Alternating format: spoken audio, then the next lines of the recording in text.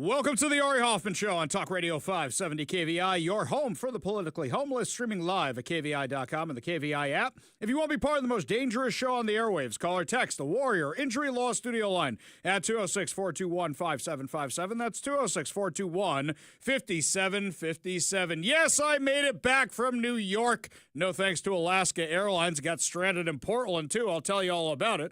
But before we get to any of that, time for your daily dose of adrenaline. You want me to stick this into my heart? Are you f***ing nuts? I am not afraid to admit that I am Islamophobic because the word phobic means has a fear of. Does that mean I fear everybody who's Muslim? Of course not. But I fear radical Muslim. Why wouldn't I fear radical Islam? Why wouldn't I? Why wouldn't you? They killed 3,000 Americans less than 25 years ago. Radical Islam is responsible for the majority of terrorism around the world. And radical Islam has said very, very clearly that what they want to do is take out America, take out Americans. Forget the Jewish thing for a minute. Yeah, I have fear of radical Islam. This is probably one of the worst terms ever coined. In fact, I went to ChatGPT to ask why it's Islamophobic. And they said, well, it really means the hatred of. No, it doesn't mean that anywhere in the word. And if you say something about Hamas, or you say something about Palestinian Islamic Jihad, or you say something about the jihadis like Zoran Mamdani, you're Islamophobic, you're Islamophobic. Stop it. No, nobody's talking about that. What do we mean? We mean when somebody refuses to condemn Hamas, when somebody refuses to condemn the terminology, globalize the intifada, which means an armed uprising, I fear that person. I am worried about that person. And something I saw in New York last night scared the you-know-what out of me. Now, some people said it was off color, off taste to make these comparisons because we don't normally make the Nazi comparisons on this show. It's okay to note when you see similarities in history to the rise of the Nazis and something else in history that I saw last night. Last night, tens of thousands of people were at a socialist rally in New York City. I'd say it was 50,000 people. Anybody who tries to diminish that crowd size isn't being smart and isn't telling you the truth. Tens of thousands of people in New York City at a rally for Zoran Mamdani with AOC and Bernie Sanders. And what scares me is there's that many people saying they want to elect a jihadi communist in our country to run our largest city, which is the symbol of capitalism in the U.S. Zoran Mamdani is a threat to America, and he has said so himself. This is a guy who wants to get rid of capitalism and have socialism instead. Now, a lot of people are talking about the Mamdani effect of socialism spreading across the U.S. And anybody who lives in a blue city or a blue state knows it's not Zoran Mamdani and his effect that's spreading across the U.S. It's socialism, and Zoran Mamdani is the result of that. Fox News did a story today about how Zoran Mamdani is not the only one in the U.S. that people are watching for the socialist revolution. Give a listen. Free lawyers for illegal immigrants, and there's more where that came from. But he's not the only one. Across the country, there are more. Two more examples. In Minneapolis, Omar Fateh is running. He wants to fund non-police programs, keep homeless encampments, and stabilize rent. You hear that a lot from the socialists, and you can understand why. Rents are high. This one's interesting. In Seattle, Katie Wilson is running for Seattle mayor. She wants a bond for affordable housing. She wants to install city-owned solar panels and fund alternative crisis responses. She lives in a 600-square-foot apartment that she rents with her husband, and they have a small child there. She's running against another Democrat who is like, wait, I'm diverse. I've made incredible gains through my own hard work. But she is in the lead. They're in the lead because they're promising things they can't deliver. And by promising these freebies and these giveaways, the useful idiots are following along with them, thinking they're actually going to get these things.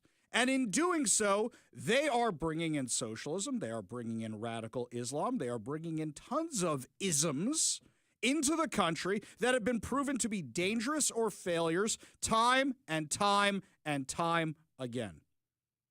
Would you like to hear what this crowd was chanting last night? Do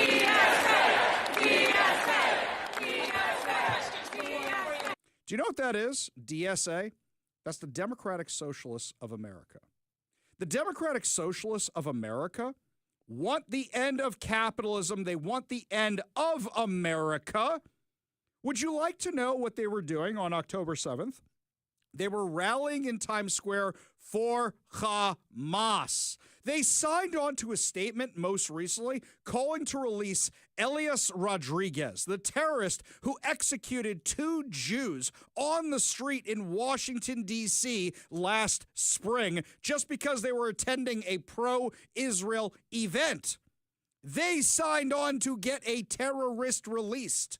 They rallied for a terrorist organization that was in the middle of massacring 1,200 people, raping others, kidnapping 250, and injuring thousands more.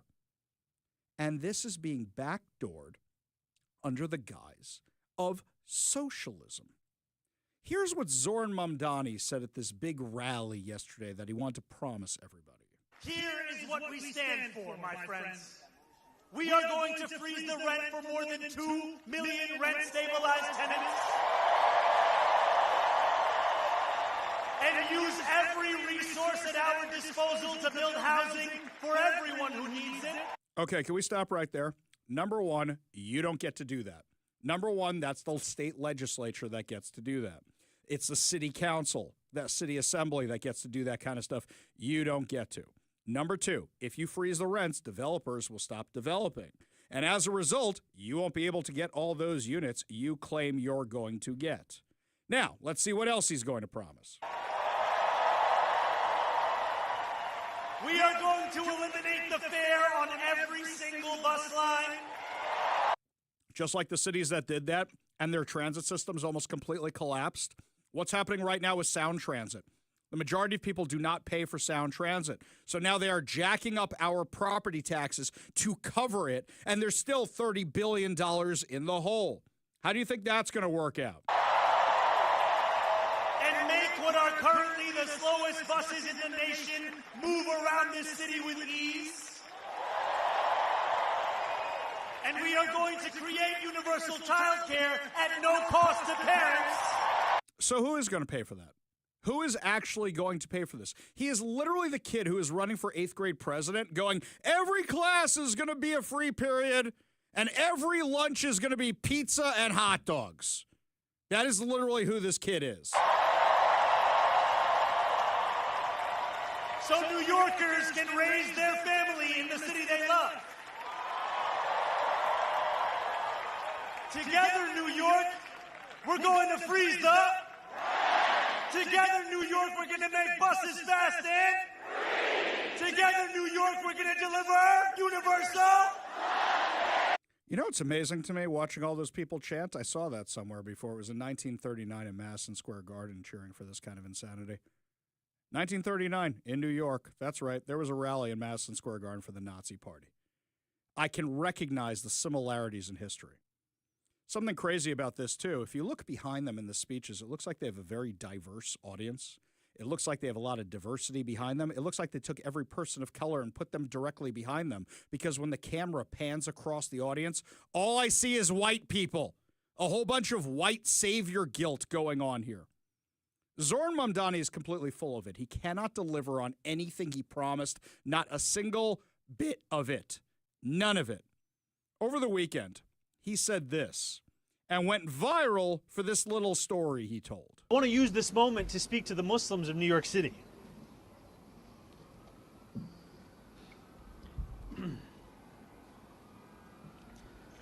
I want to speak to the memory of my aunt.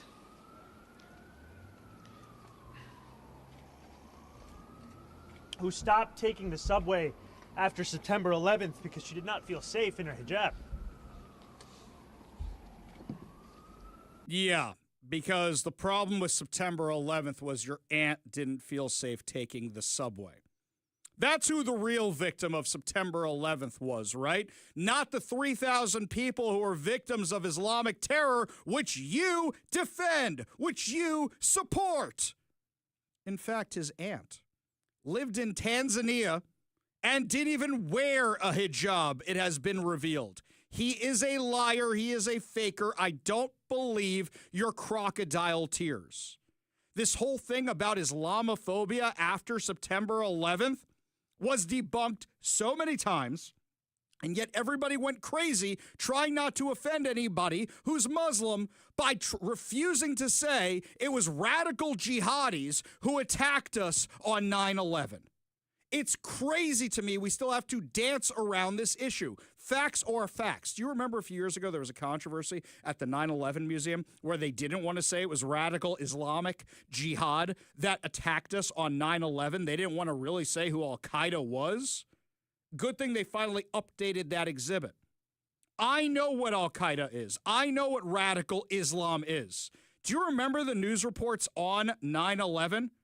Here's the news reports that day that you may have forgotten about. We're going to show you from the West Bank. These are Palestinian celebrations in the wake of Tuesday's terror attacks in the United States.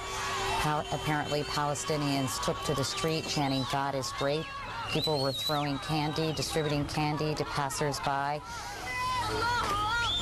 The U.S. government obviously has become increasingly unpopular, particularly in the West Bank and Gaza Strip, because Palestinians feel that the U.S. government has sided with Israel.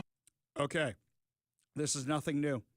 This is nothing new. As they say, there is nothing new under the sun. This is what I am seeing on display in New York. And the crazy thing to me is that CARE, the Council for American Islamic Relations, which has been linked to Hamas and linked to the Holy Land Foundation as an unindicted co-conspirator in the largest terror financing trial in U.S. history, is endorsing not just Zoran Mamdani, not just the guy running for mayor in Minneapolis, but also Katie Wilson, who's running for mayor right here in Seattle. They are backdooring their way through socialism, through all these free giveaways, to put this kind of ideology here in the U.S. That is what they are trying to do. Do you know each 9/11 anniversary since 2020, Mamdani posted on X the same thing? Nearly 3,000 New Yorkers died on 9/11. 19 years later, 18 years later, 20 years later, 21 years later, 22 years later, he says, "We mourn our neighbors who died that day, the hundreds and thousands who died in the wars that followed, the unknown millions injured and displaced. In their memory, we work towards a better world." He copied and pasted this every single year. Every single year, that's what he copied and pasted. Because, yes, that's what we should be remembering on 9/11. The wars we had to fight against the terrorist groups who were trying to kill us afterwards, not the people who died on 9/11. Do you remember this quote? "We will take America without firing a shot. We do not have to invade the U.S. We will destroy you from within." That was First Secretary of the Communist Party of the Soviet Union, Nikita Khrushchev, on November 18th, 1956. When I saw this rally yesterday, that's what it made me think of. That. And what's crazy to me is how many Democrats are going along with this because they see it as a recipe for success, or they're afraid of losing their own power. Last night, Kathy Hochul, who really just wants to stay elected and endorse Zoran Mamdani, hoping that he would endorse her, and then he didn't. Last night, she was on stage. And while she was on stage, she is so desperate for power that while she is being booed, while she is being jeered, while they are chanting against her, is happily on stage with Zoran Mamdani, AOC, and crew. We need more child care. And it has to be universal. Child care for everyone who wants it. So here's what we're going to do.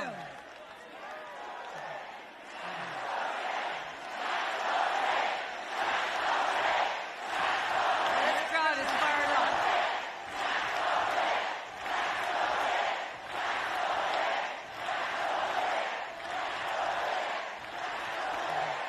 All right. I can hear you. So they're saying tax the rich, if you couldn't understand them. And she says, I can hear you. And they're all excited about it, right? That's what she wants too. And then today, when they ask her about it, because let's not forget, she's in a tough race against Elise Stefanik. What does she say? I thought they were saying "Let's go Bills." I wasn't sure. I mean, when you're up there, I heard some noise. I heard a lot of cheers. But later on, it became clear to me that I know there's passion for that.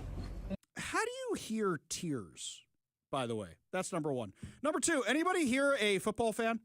Let me tell you this. Nobody in New York City, which is where this rally is cheering or chanting, "Let's go Bills." According to New Yorkers, there are two football teams, the Jets and the Giants. Bills stands for Boy, I Love Losing Super Bowls. And the only people in New York who actually like the Buffalo Bills live up in Buffalo. We don't consider them a team, which is ironic given the fact that the Giants and the Jets play in New Jersey. When I think of NFL football fans, I'm sure they're going to a rally like that, especially that large of a chant. Yes, at a exactly. rally like that. Who are the ones who can afford NFL tickets for a second here? Can we be real about that for a second? But I think it's apolitical. I think it's bipartisan that nobody in the greater New York City area is chanting, "Let's go Bills." What is this, a Let's Go Brandon moment? We have our new Let's Go Brandon moment. That's what it is. Yes, tax the rich sounds a lot like Let's Go Bills. I do have to be honest. I had no idea when I put that audio in and listening to it now what the hell they're saying. So it's hard to hear over the video recording, which went through 10,000 shares on social media before I get it. But I'll tell you, there's multiple other times they chanted "tax the rich" while she was speaking. They chanted it 3 other times. So for her to say, I don't know what they're cheering while they're screaming at you, give me a break. When they're holding up the signs that say "tax the rich," here's something else, right, Kevin? If they're holding up signs that say "tax the rich" and you're seeing those in the crowd, oh, that's what they're saying. Oh, I get it. I hear what they're saying. If Zoran Mamdani and others are leading them in "tax the rich" all night long, you know what they're saying. But he wasn't the only one speaking on stage last night. AOC was rallying up the crowd as well with her new Blazing Saddles accent. City was built by the Irish escaping famine, Italians fleeing fascism, Jews escaping Holocaust, Black Americans fleeing slavery and Jim Crow, Latinos seeking a better life, Native people standing for themselves, Asian Americans coming together in Queens, in Brooklyn, in the Bronx, in Manhattan, in Staten Island, in this country. Oh, it's a Howard Dean moment right there. We're going.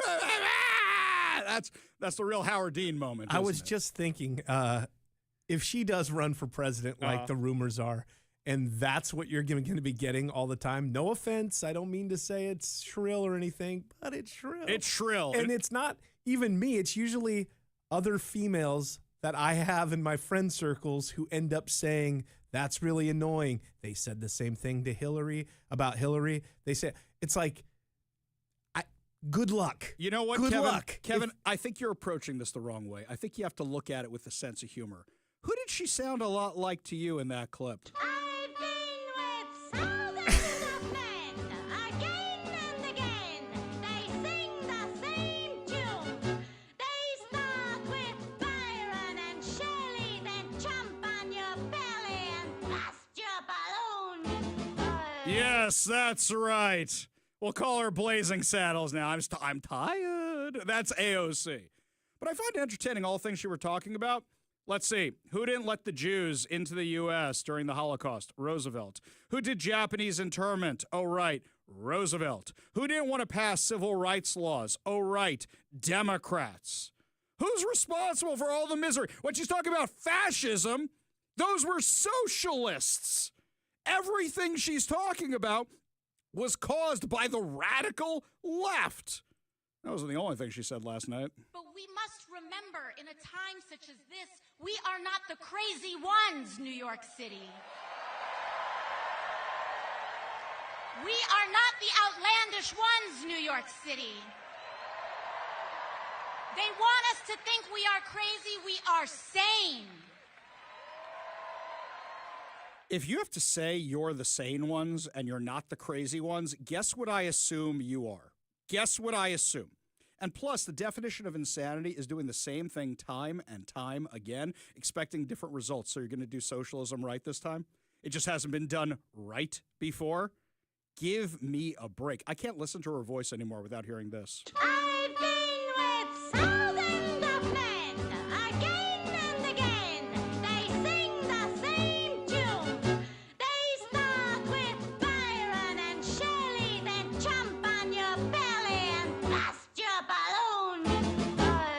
I love this text here from Matt. He goes, where are the white women at? They're in the crowd at the AOC rally. That's where they're at, Matt. Lots more to discuss as the show continues, my friends. When we come back, is the same insanity heading our way to Seattle, or is New York just following our example? And can Bruce Harrell survive this election? We'll tell you what's going on when we come back. You're listening to the Ari Hoffman Show on Talk Radio 570 KVI. Give me a hell yeah!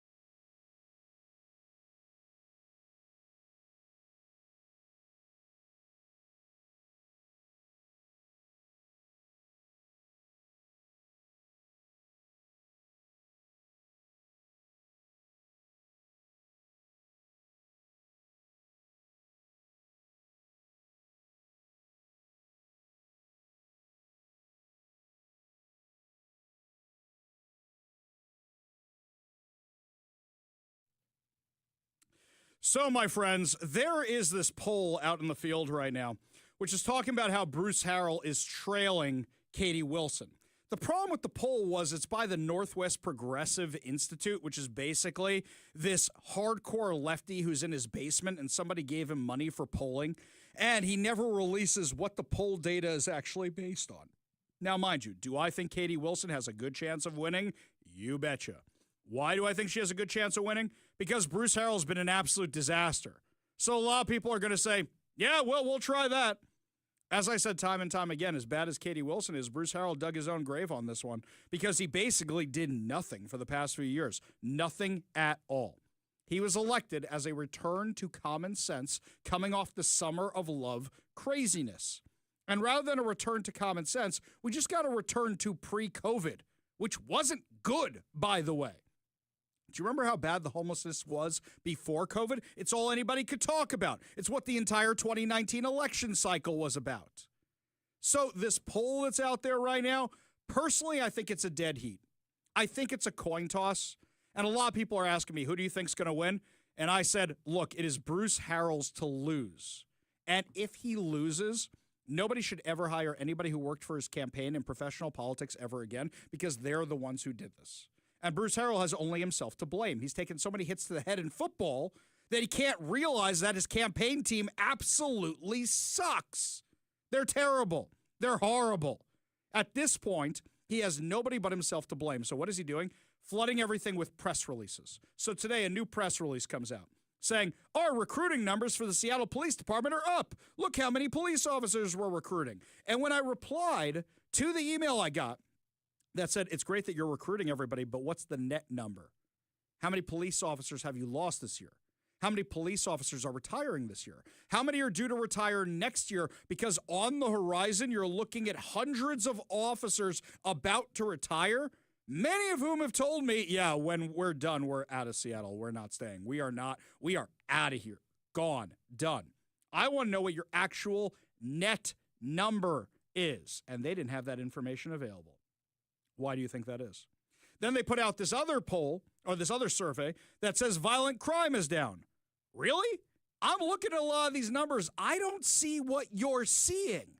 I see a lot of people not reporting violent crime anymore, because what's the point? You get assaulted on the street. Do you tell the police, or you just go to the hospital, get it taken care of, and go home, because you know it's going to be hours before a police officer can actually respond? I don't believe any of this. I don't believe the polls. I don't believe the stats. I am completely apolitical in this race, where I don't want either one of them to win. I want a giant earthquake to happen, and it swallows Seattle whole, and we don't have either one of these fools, and we have to start from scratch. I don't actually want people to die. That's a metaphor. But yeah, right at this point, no matter who wins, Seattle loses. That's where we're at. Meanwhile, got the story you're not going to get anywhere else. Talk Radio 570 KVI, an Ari Hoffman Show exclusive.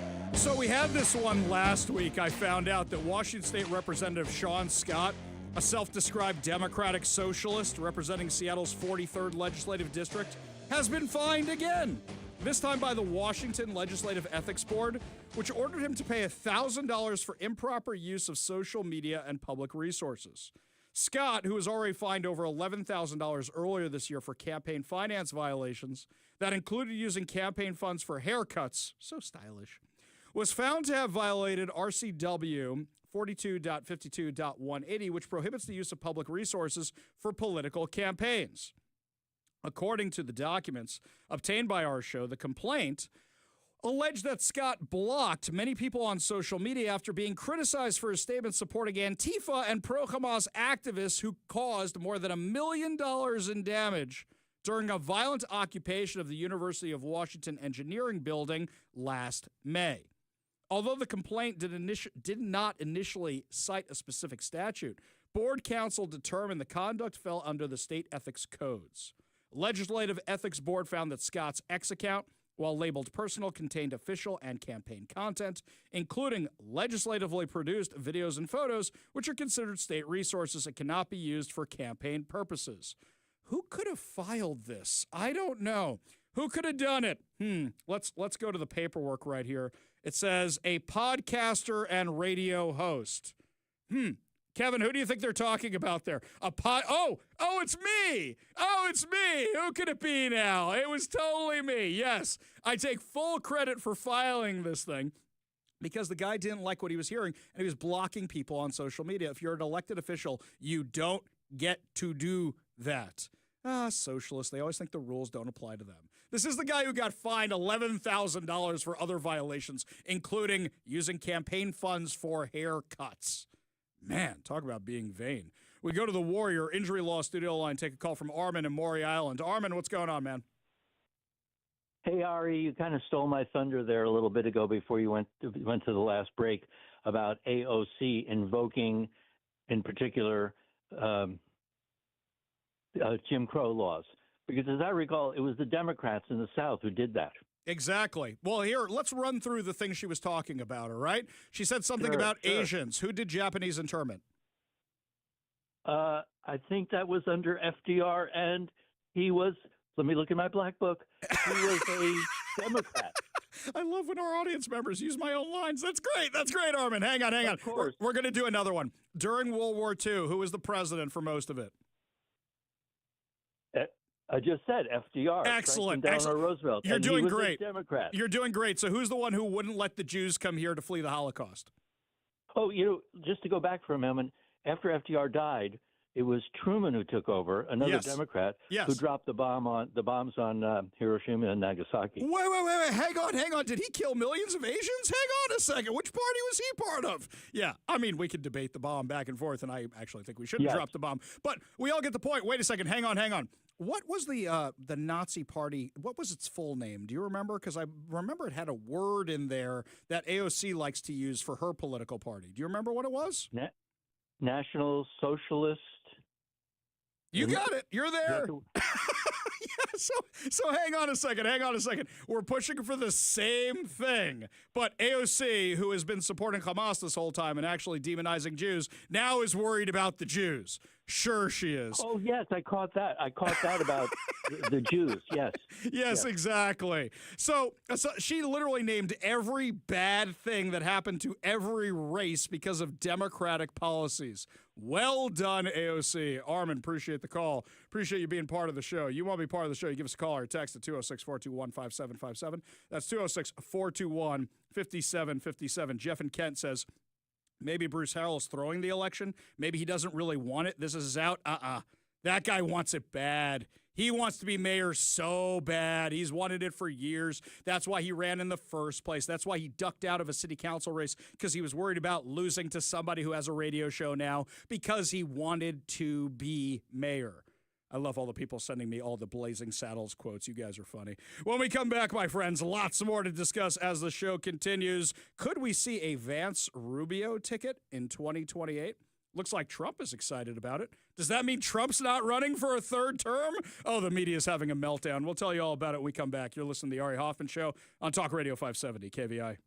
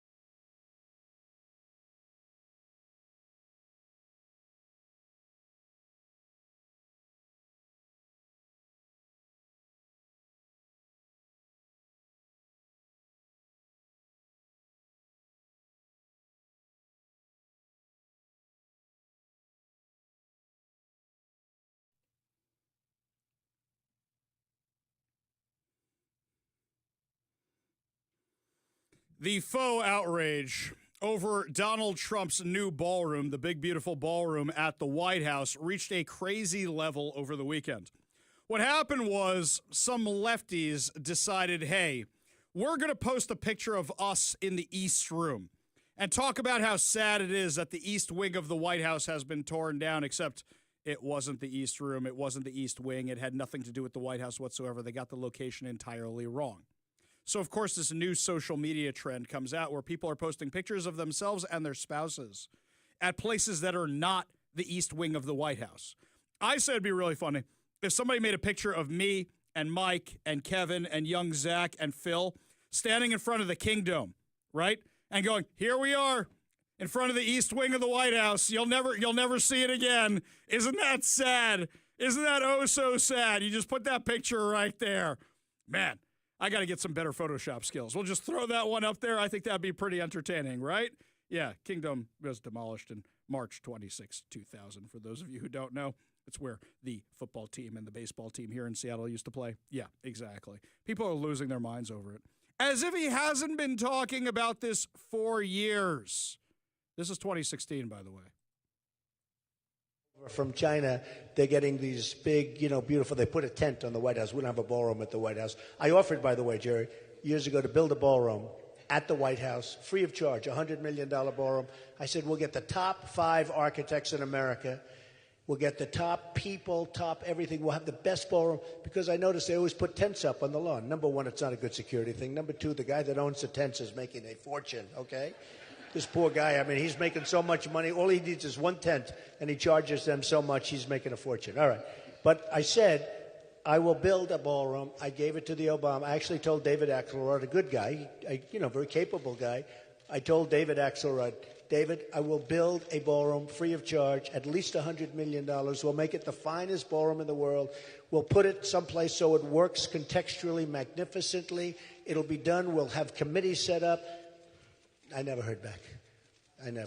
It's, it's just one of just thousands of things. If someone's going to give me a free ballroom, I'm going to take it. We'll put it in an area that'll look great. But, we don't have a ballroom at the White House. I love the faux outrage over this. We went through all this last week. I was talking about how they have to rent all this stuff. I was talking about how they have to rent tents and rent halls and rent other places to go because they don't have one of these things at the White House, and it's not safe, and it's not secure. You know what, Kevin? Now I'm mad about it.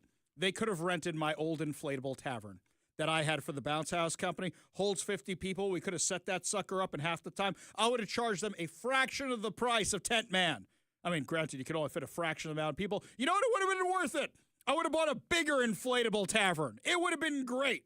Set that sucker up. Would have been a lot of fun. Got a fake fireplace that inflates in the corner. Would have been spectacular. Why stop there, though? Let's put the slide out there. Let's put the bouncy, all of it. See, Let's now do it you're all. talking. Now you're talking. Wait, I'll bring in my disco dome. That one had a disco light in the ceiling, and it had speakers in it. You could play music. I think that instead of the election night balls, the inaugural balls, you just take the first lady and the president, you put them in the Bounce House. Yeah. See? I think we're thinking too small with this whole ballroom thing. Meanwhile, question is, who's going to be the next president of the United States? Gavin Newsom over the weekend says he's considering running for president. Oh, what gave it away? The podcast? What gave it away that Gavin Newsom's considering running for president of the United States? Gee, I'm so surprised. Oh, never saw that one coming. No.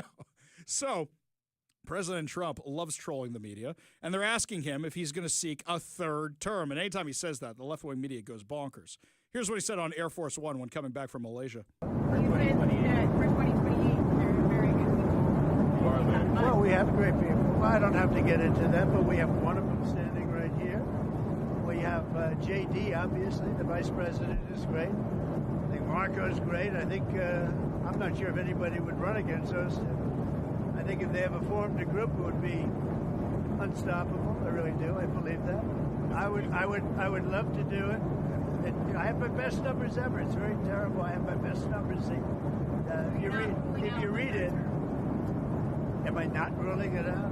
You'll have to tell me. All I can tell you is that we have a great group of people, which they don't. They have Jasmine Crockett, a low IQ person. They have AOC's low IQ. You give her an IQ test, have her pass like the exams that I decided to take when I was at Walter Reed. Those are very hard, they're really aptitude tests, I guess, in a certain way, but they're cognitive tests.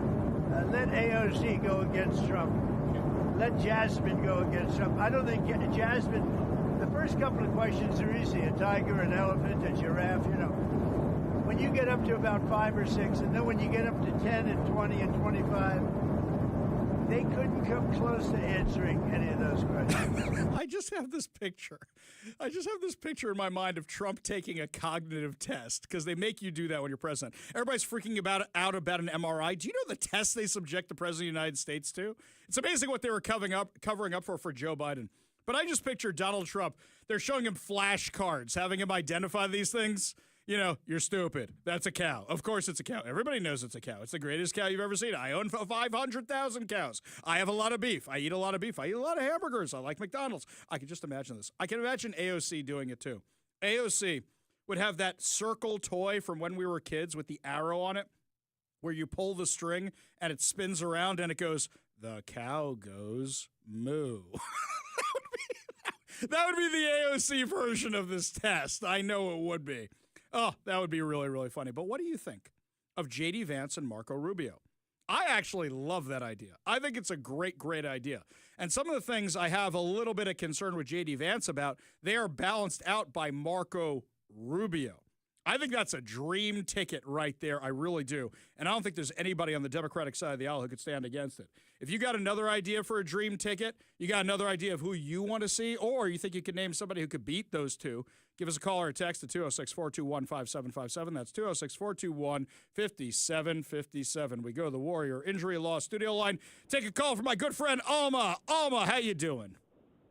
I'm fine, my friend. Just fine. It's a beautiful day. But you know what? I'm listening to you, and I'm kind of a little disappointed. There are kids without health care. There are kids losing their food. And they got the big old ballroom. That's me hoping that they don't take my health care away. I have diabetes and things. I'm just so sad. And let me say one more thing. Jasmine Crockett will run a ring around that around that band. Okay, hang on a second, Alma. Let's take this a piece at a time, okay? A little piece at a time. Okay. All right. There are so many better candidates than Jasmine Crockett who could run for office. Don't you think there are better candidates out there than Jasmine Crockett? Oh, okay. I will give you this. I don't like Obama as a politician. I think he is more qualified than Jasmine Crockett. She just yells a lot, right? Oh, yes. Yes. That woman is smarter than any of the politicians up there. She's a lawyer. She owns her own firm. That lady, the only thing that wouldn't, because a lot of people aren't ready for the race thing. But I put Obama and California, what's his name? Gavin Newsom? Guy in California. Yeah, that's the... Wait a second. Alma. This guy has presided over the biggest homeless disaster. This guy's state is going bankrupt. This is the guy who locked everybody out of their businesses, but meanwhile had no problem going to fancy restaurants during COVID with his own health department in violation of his own rules. This is a guy who sent COVID-positive patients into the nursing homes. And you think he should run for president? Yes, and this is the guy in the White House who he let people die with COVID. The guy in the White House ran the nation into a hole. The guy in the White House is going to send $30 billion to, is that Venezuela? That's that guy in the White House. He don't care about us in the United States. Well, I'll tell you this, Alma. For a guy who doesn't care about us, he sure donates a lot of his salary to the U.S. government or other causes every single time. He doesn't take the salary, Alma. Appreciate the call, Alma. Appreciate you being part of the show. Gotta run. We got a whole lot more to discuss as the show continues, including Bob Ferguson suddenly in favor of women's sports. Yeah, that was interesting over the weekend. Tell you what he said when we come back. You're listening to the Ari Hoffman Show on Talk Radio 570 KVI.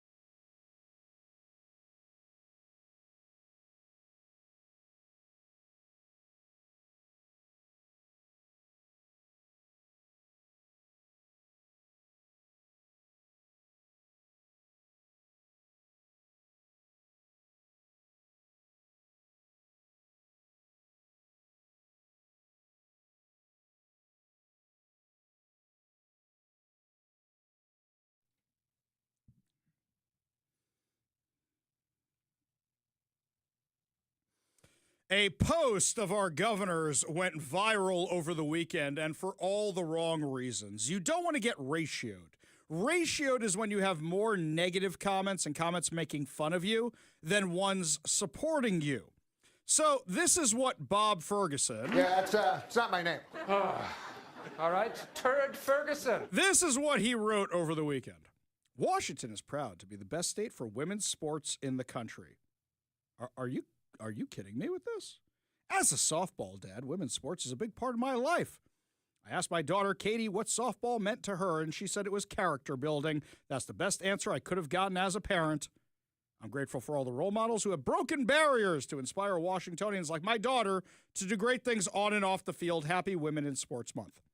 Do you mean the men who identify as women who have broken barriers to cheat in women's sports? Oh, right. Your daughter probably goes to private school. In fact, pretty sure she does go to private school and may not have to deal with this depending on what league she's in. But, you know, there's a lot of girls who don't have women's sports anymore because you supported the dudes trying to destroy women's sports. Yeah, well, who gives a damn? So, according to hecheated.org, Washington is actually one of the worst states in the country for women's sports. Men and boys have been allowed to steal at least 175 first-place medals and 362 top three finishes from women and girls in in-state competitions. This includes at least 2 state championship track and field titles in high school. They have also replaced women and girls on teams, taking playing time away from them, qualifications for championships, and violating their privacy in locker rooms. Girls have given testimony about how they have been hurt by Bob Ferguson's policies and how they have been punished just for speaking out and disagreeing. You literally have this because Chris Rakedall, Bob Ferguson, Nick Brown, and others have been doing everything they possibly can to destroy women's sports. Hey, I speak a little French. You're an ass bite. Pardon my French. Yeah, that's Bob Ferguson. You call him out, he gets very, very defensive. He gets very, very mad. Yeah, seriously, you guys saying, oh, we're all about women's sports? Spare me. Spare me. Unbelievable. We go to the Warrior Injury Law studio line. Take a call from Mario and Kent. Mario, what's up? Hey, Ari, how you doing, buddy? Hey, listen, and you know me pretty well on this, but I was listening to, like, what you were putting on about Zoran Mandani. And basically, he reminds me of the same sheep that stood and listened and cheered on Fidel Castro. Oh, yeah, we're behind you, we're this, that. And they all got one thing in common. They ended up getting to share equally in misery because everybody was taken all the way down. Exactly. Hey, that's redistribution of misery. That's going to work out well for everybody. Everybody's going to get it equally. Yeah, no, that's what equity. It is, my friend. That's equality, man. You know, I've been sounding the alarm. You know, like you know me, I'm an honest kind of guy, and I'm telling you, man, like Carol, like I mentioned to you, those guys are a terrorist organization using a means, you know, an ends to a means to an end, I should say, the old Machiavellian principle that they're going under the guise of socialism to try to take over. You know, actually, Mario, I'll tell you this. I heard Dr. Ben Carson speak at UW last Wednesday night. He was great, but he actually made the exact same point you did. He said, I want to tell you about a guy who was speaking to large audiences, promising them everything, unable to deliver all of it. And those of you who think it's Zoran Mamdani, I'm talking about Fidel Castro. He literally said that at UW last week. No, I could tell you from personal experience because, like I say, I was a boy when I was in my father's store and they took it away from him. My father had to take me out of the store by force because, I mean, I went at these guys. I mean, some people said that I stayed in Cuba, I probably would have been executed for crimes against the state because I made it a point of every time they would speak to me about Castro as a boy, I would say, no, tell that SOB to give my father back his property, and then I'll think about it. And that doesn't mean I'll change my mind, you know? Well, Mario, I'm glad you're here. I'm glad you didn't get taken away by Fidel Castro's goons, and I'm glad you're here to warn everybody about what you saw in Cuba. Appreciate you being part of the show, my friend. You want to be part of the show, you give us a call or a text at 206-421-5757.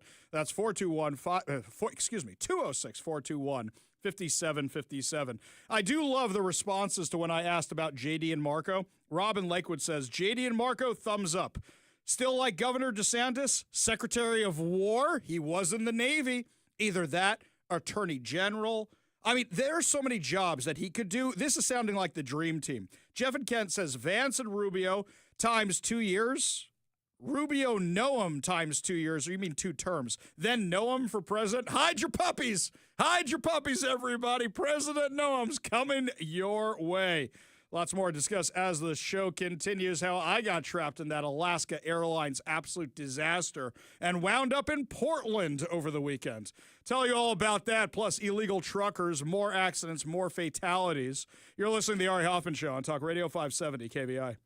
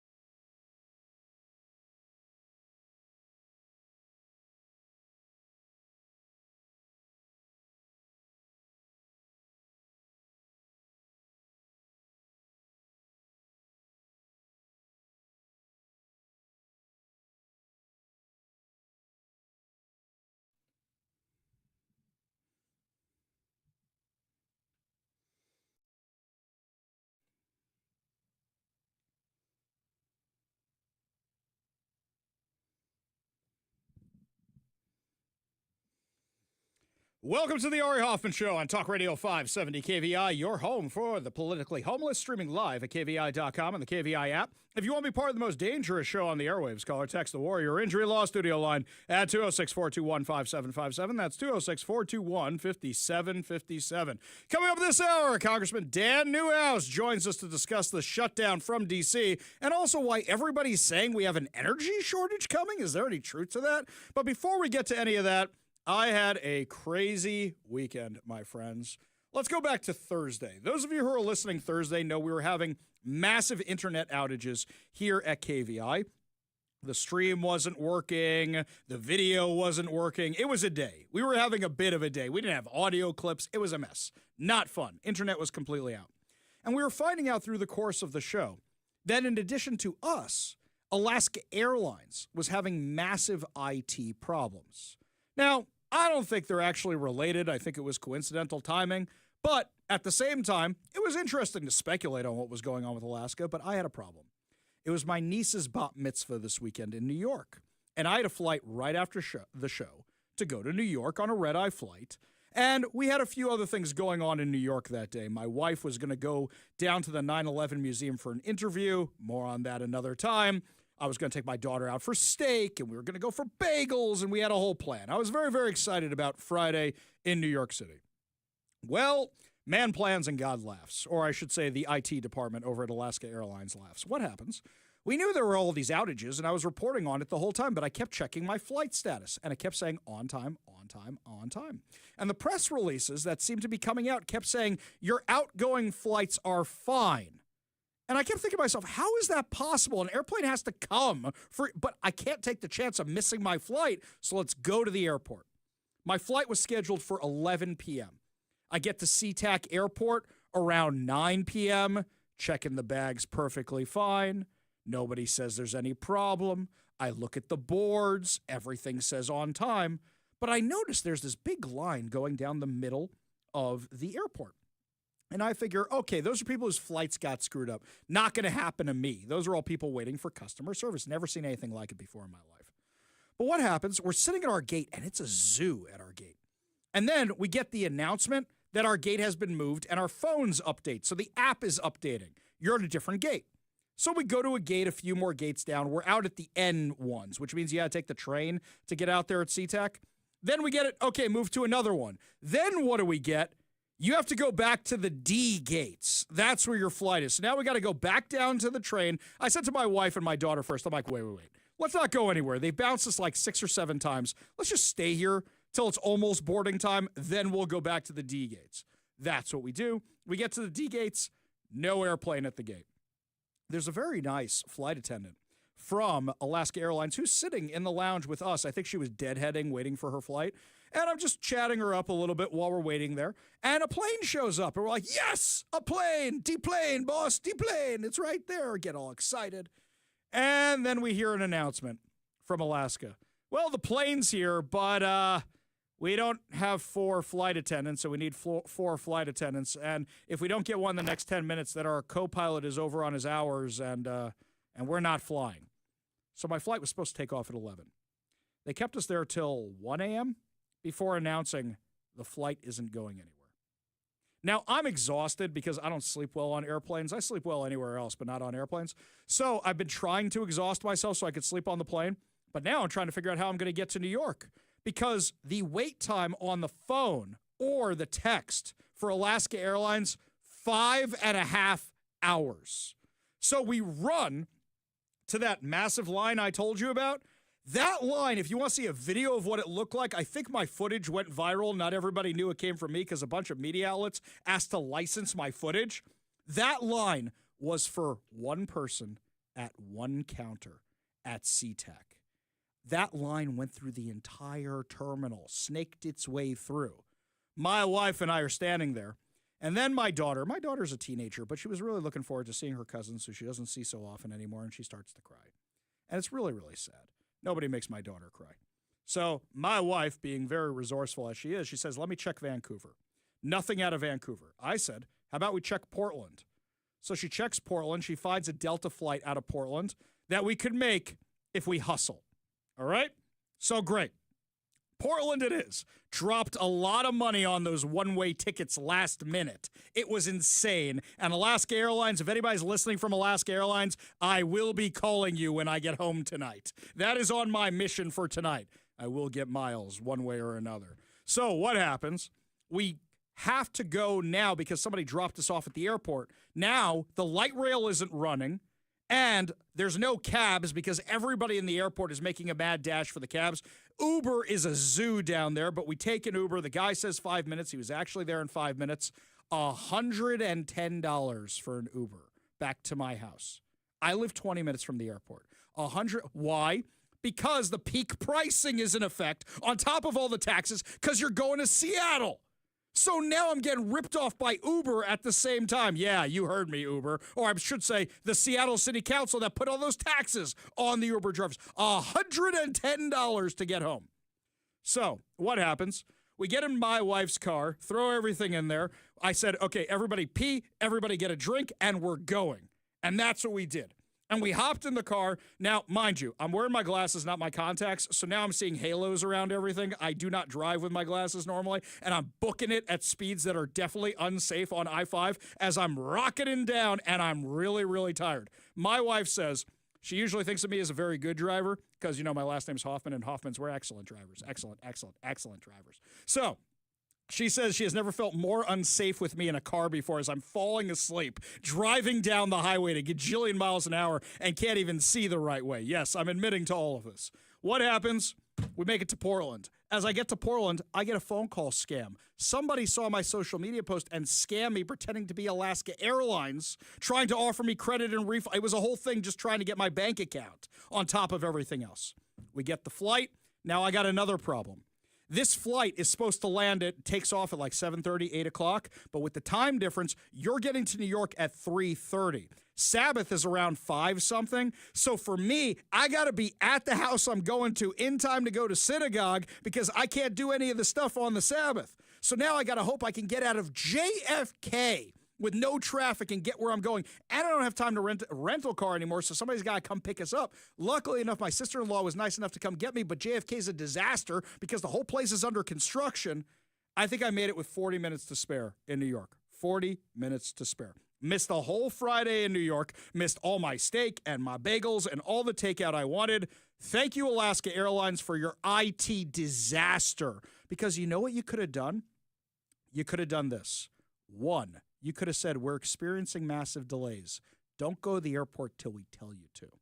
2, you sent everybody to one customer service desk in that airport. Are you insane? And yes, they did that because that's what they told us at the gate and told everybody else at the gate too. Then coming back, by the way, now I had to switch my flight to go back to Portland so I could go pick up my car, which is at the Portland airport, and then drive 2.5 hours back to Seattle afterwards. That was my odyssey. Kevin looks like he wants to weigh in. I'm sorry about the bagels, but I'm just glad you're going to make it into your version of heaven. So, that's Thank you. My version of heaven was bagels and a steak, my friend. Okay, that's what I was going for. That was my particular version of heaven that day. But I'll tell you this. While I was driving back last night, and I was actually awake, and I'm actually conscious, and I have my contact lenses in, and I can drive safely. I'm not saying I wasn't speeding, but with driving back, the amount of trucks that were swerving all over the freeway was scary. And I couldn't help but thinking, with all the insanity that we've been discussing with the truck drivers and all the problems we've been discussing with the truck drivers, how many of them shouldn't be licensed? How many of them shouldn't be licensed? ABC 7 in California got video, the dash cam video of the most recent illegal alien who was driving a truck who killed 3 people in a fiery explosion because he was high while driving a truck that he never should have been licensed to drive, and he didn't even apply the brakes as he's going into traffic in Los Angeles. Give a listen to this report from ABC 7. Cam video from inside a Freightliner truck showing the moment the driver plowed into several cars stopped ahead of it on the westbound 10 freeway in Ontario. A total of 8 vehicles involved in the crash. 3 people were killed. The truck driver arrested on suspicion of driving under the influence of drugs. For us officers, it's really horrific to see not just a deceased person, but knowing that that person's family is going to receive the worst possible news of their life. all because someone was allegedly under the influence. This is one of those incidents that it could have definitely been preventable. It happened just after 1 o'clock Tuesday afternoon. One of the victims identified as a 54-year-old man from Upland. Two of the other people who died were burned so badly in the fire, they haven't been identified. So that's what happens when you have an illegal alien trucker. And then the question is, what do you do about it? So California says, oh, no, we're not going to do anything about this whatsoever. Here comes the Trump administration. It's being reported that the semi-truck driver suspected of killing 3 people in a DUI crash is an illegal immigrant who came in under the Biden administration.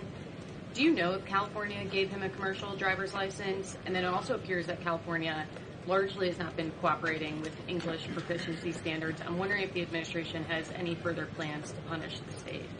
Yes, I can confirm that California gave this individual a license, and it is something that the Department of Transportation has already looked into. I know Secretary Duffy, who's doing a phenomenal job, has spoken on this many times in the crackdown that the Department of Transportation is taking on these licenses that are wrongfully being issued to people who clearly do not deserve to uphold these positions. As for this case in California, on October 22nd, ICE lodged an immigration detainer for this individual following his arrest by local authorities in California on charges, as you know, of manslaughter while intoxicated and driving under the influence. He killed 3 people, and he first entered the United States in 2022 through the southern border, and he was released into our country by the previous administration. So now ICE has lodged a separate detainer for this individual, and these tragedies are following a disturbing pattern of these criminal illegal aliens being issued commercial vehicle licenses. And so, yes, the Department of Transportation is absolutely cracking down on that. I defer you to them for any specifics. Now, what's interesting about this is California, because Gavin Newsom wants to run for president. California is saying, oh, no, we had nothing to do with this whatsoever. Nothing at all. We don't even issue California CDLs here. We don't even do it. You know what's funny? They have a DMV website for commercial driver's licenses. And all of a sudden, this little warning goes up on it. Until further notice, the California DMV cannot issue, reissue, or renew limited term legal presence non-domiciled. Non-domiciled! That's the new term for illegal alien. Commercial drivers. Oh, wait, I thought you guys weren't doing it. But there's this screenshot that Sarah Fields got here, which shows you guys were doing it. By the way, they're not the only ones. Here in Washington, they were doing the exact same thing. We remember the story of the guy who allegedly killed 3 people in Florida when he made an illegal U-turn in one of these trucks. Turns out this guy failed his CDL exam 10 times. 10 times. Florida Attorney General James Ultemeyer confirmed that Harjinder Singh, the Indian national charged with killing 3 people in a Florida highway crash, failed his commercial driver's license exam 10 times in just 2 months in the state of Washington.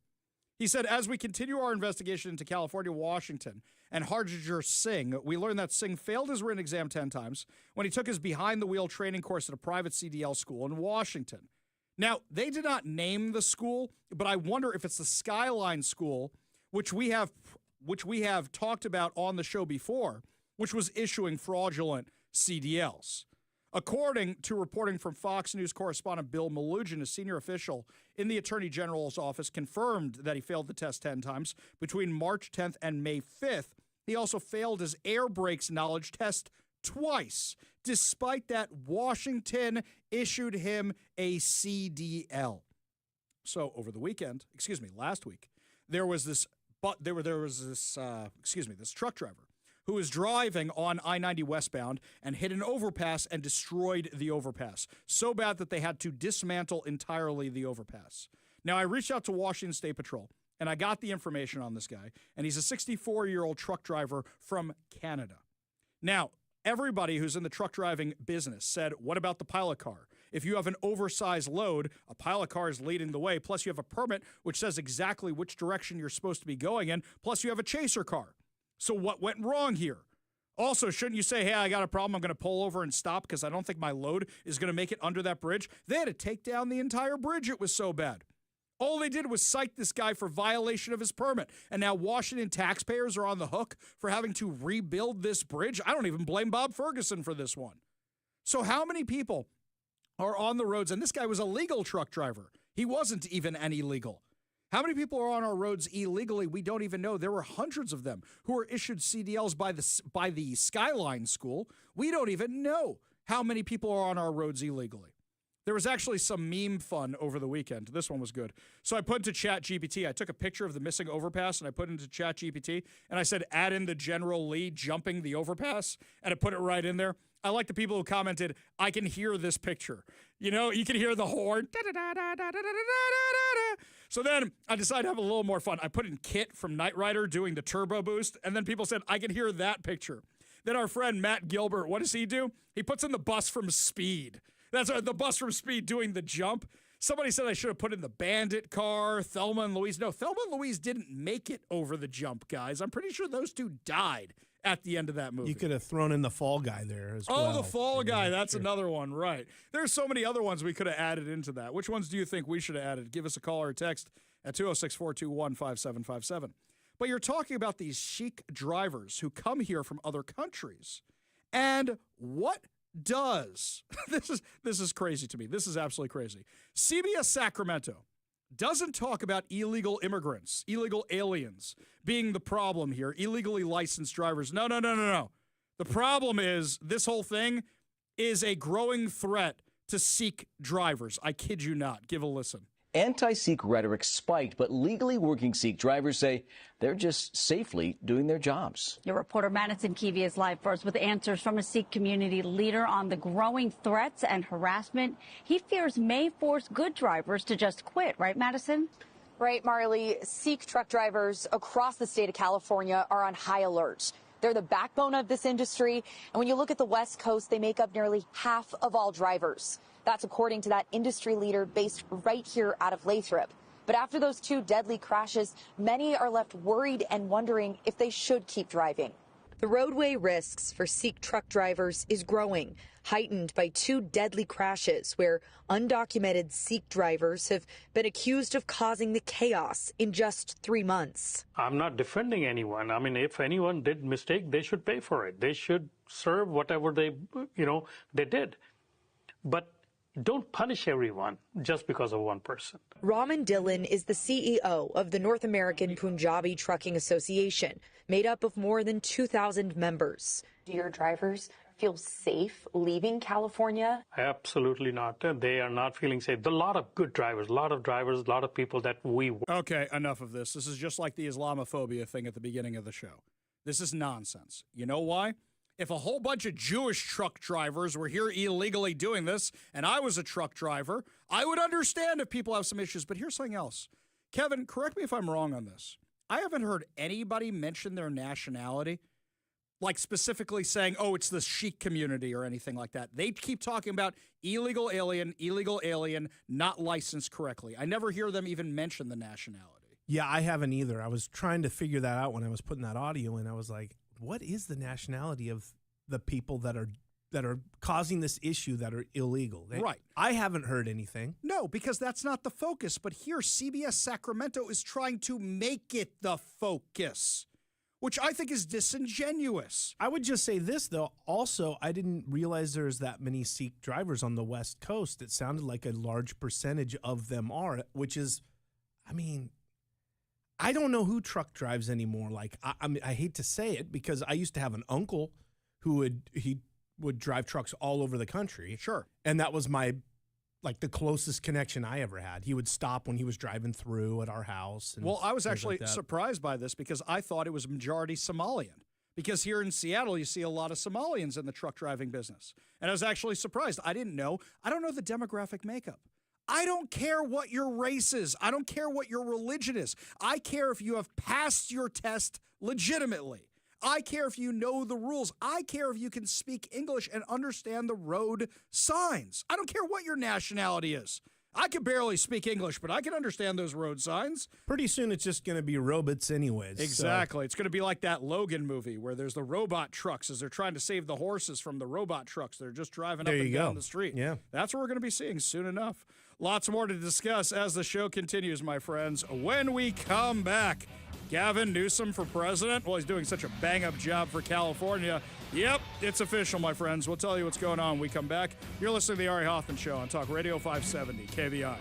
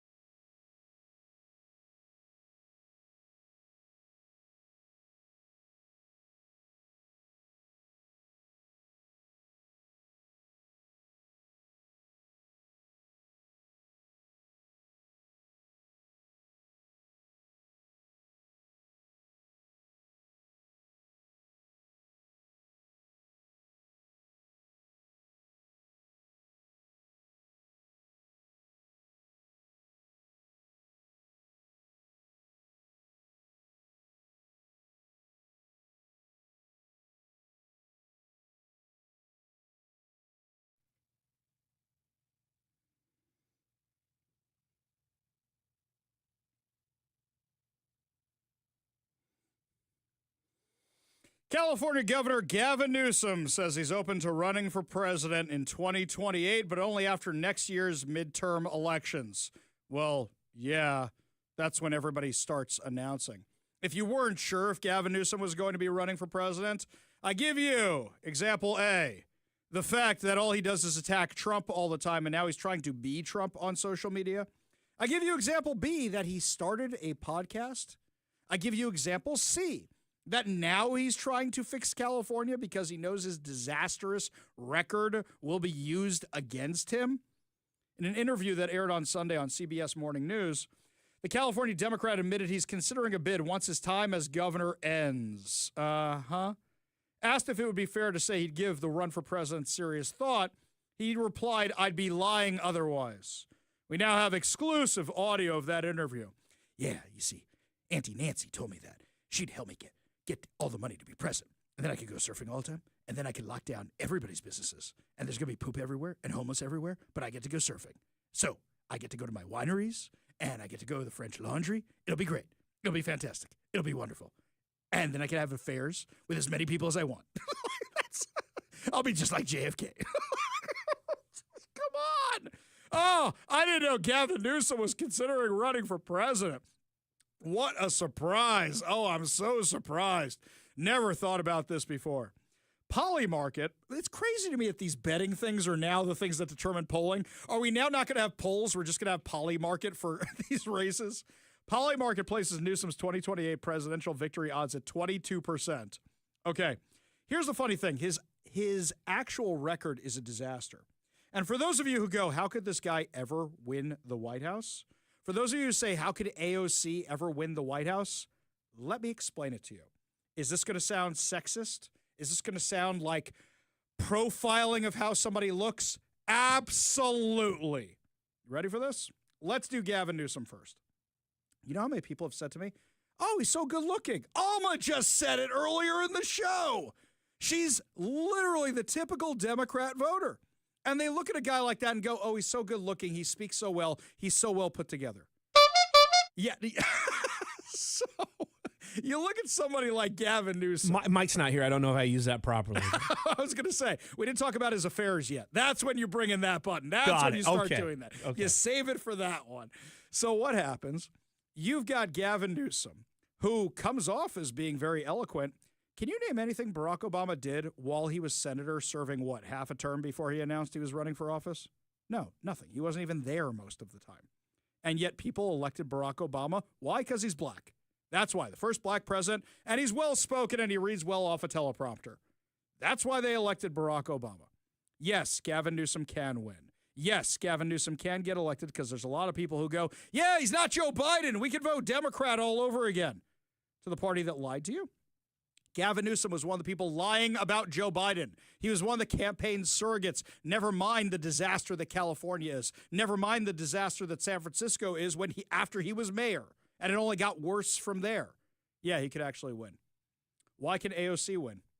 Aside from the socialism and promising people free stuff, do you know how many incels there are out there who going, so you say I have a chance with her? You think you're saying there's a chance. Oh, I like the way she looks. I'm going to vote for the better looking gal. I kid you not. I have had people tell me this, and I want to smack them upside the head, but I really like not going to jail, so I'm not going to do that. Yeah. Was that right that time? You're close. You're getting it. You're getting better at it, Kevin. You're getting better at it. But seriously, people look at her and go, oh, yeah, I'm just going to vote for her. These people can win. They can. Even Gavin Newsom, who's now trying to claim he grew up poor. Have you seen the old pictures of Gavin Newsom? He's wearing a jacket and scarf in class. That is not a kid who grows up poor. Okay, let's take me. I was a kid who didn't have a lot of means, but I did go to a rich kid's school. I know what it looks like when you're trying to look like the rich kids, but you don't quite have it. That's not Gavin Newsom. He looks like he belongs there, and we know his family history of money, and trying to claim you came from humble beginnings just doesn't fly. He was featured as a society kid in a 1991 wine shop article, okay? And it wasn't about him being stricken with poverty and picking grapes and making wine. He was a society kid. and he's trying to claim poverty? Give me a break. This is a guy who owns a whole bunch of vineyards. This is a guy who owns a whole bunch of restaurants. Stop trying to claim poverty. This is a guy who can pay alimony to multiple wives. This is not a guy who can say poverty, poverty, poverty. Give me a break. Speaking of property crimes, like in California, by the way, Portland has the second highest property crime rates in the nation after Memphis. I actually was talking to people in New York, and I said I had to leave my car in Portland. They said, is it still going to be there when you get back? Or are they going to find out it's your car and they're going to vandalize it with the Antifa stuff? I was actually joking with my wife and daughter last night. I said, hey, you want to go swing by the ICE facility? We're here anyway. Let's go check it out. You know what I do like about the Portland airport, though? It's nowhere actually near Portland. It's basically right over the border from Washington. That's a nice little airport. The most Portland airport I could have ever thought of in my life. There's wood everywhere. There's trees growing inside. It's like they got these REI type stores in the airport. I don't know. It looks like everybody in Portland is going camping or a member of Antifa. That's what the Portland airport looks like. Anybody who's dressed normally, I'm like, what are you doing here? You must be a tourist. You can spot the Portland people a mile away. The whole thing's carpeted. It is the most Portland place I have ever seen. How was your car? Your car was fine? My car was fine because it was in the garage. Parked at the airport garage? At the airport garage. Oh, okay. So you know Alaska's going to be getting that receipt too, because I hadn't planned on that expense either. I'm going for all the miles I can off this because they better make me whole after this disaster that I had with Alaska Airlines. Oh, Alaska. I used to love you guys, but, now you don't do the good mileage stuff anymore. I know I got status with you just as this is happening. I'm really mad at Alaska Airlines. Lots more to discuss as the show continues. How much longer is the shutdown going to last? Congressman Dan Newhouse from Washington will be joining us when we come back. Also to call out the Democrats for creating this problem in the first place. You're listening to the Ari Hoffman Show on Talk Radio 570 KVI.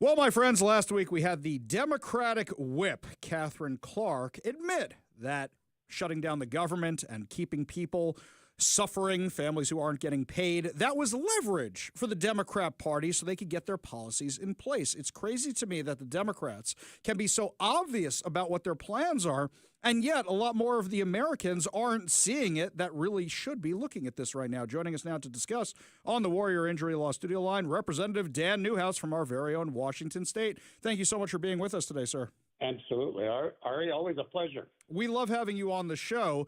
Now, we're talking about a Democratic whip who is literally saying the quiet part out loud. This entire shutdown, they're trying to make people miserable, so that way they'll put pressure on the Republicans to cave. But meanwhile, we've got a clean, continuing resolution just funding the government the way it's been funded, and yet the Democrats won't support it. It's just totally disgraceful what's happening here, Ari. And I think people are starting to wake up to the fact that this is all on the Democrats for one reason. It's all political. You remember last, I think it was March, when Chuck Schumer agonized over the question of voting for the CR, finally did, and then just got his nose bloodied by people in the Democrat Party for supporting a Republican continuing resolution. He didn't want to do that again. He's afraid for his leadership. He's afraid for the primary he might see in the next time he's up for re-election. They are totally catering to the far left of their base, and it's just not good for the American people. When Catherine Clark, the House whip, as you mentioned, admitted that she knows families are going to suffer, but this gives us our leverage. Well, wow, that just tells you all you need to know.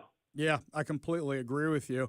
And then you look at somebody like Senator Patty Murray or Senator Maria Cantwell. First of all, it's good to have proof of life on Senator Maria Cantwell, who we don't see often enough ever around here unless she's running for election. But the two of them, do you think they're also concerned about the same thing Chuck Schumer is concerned, that if they give in on this, they're going to get primaried also?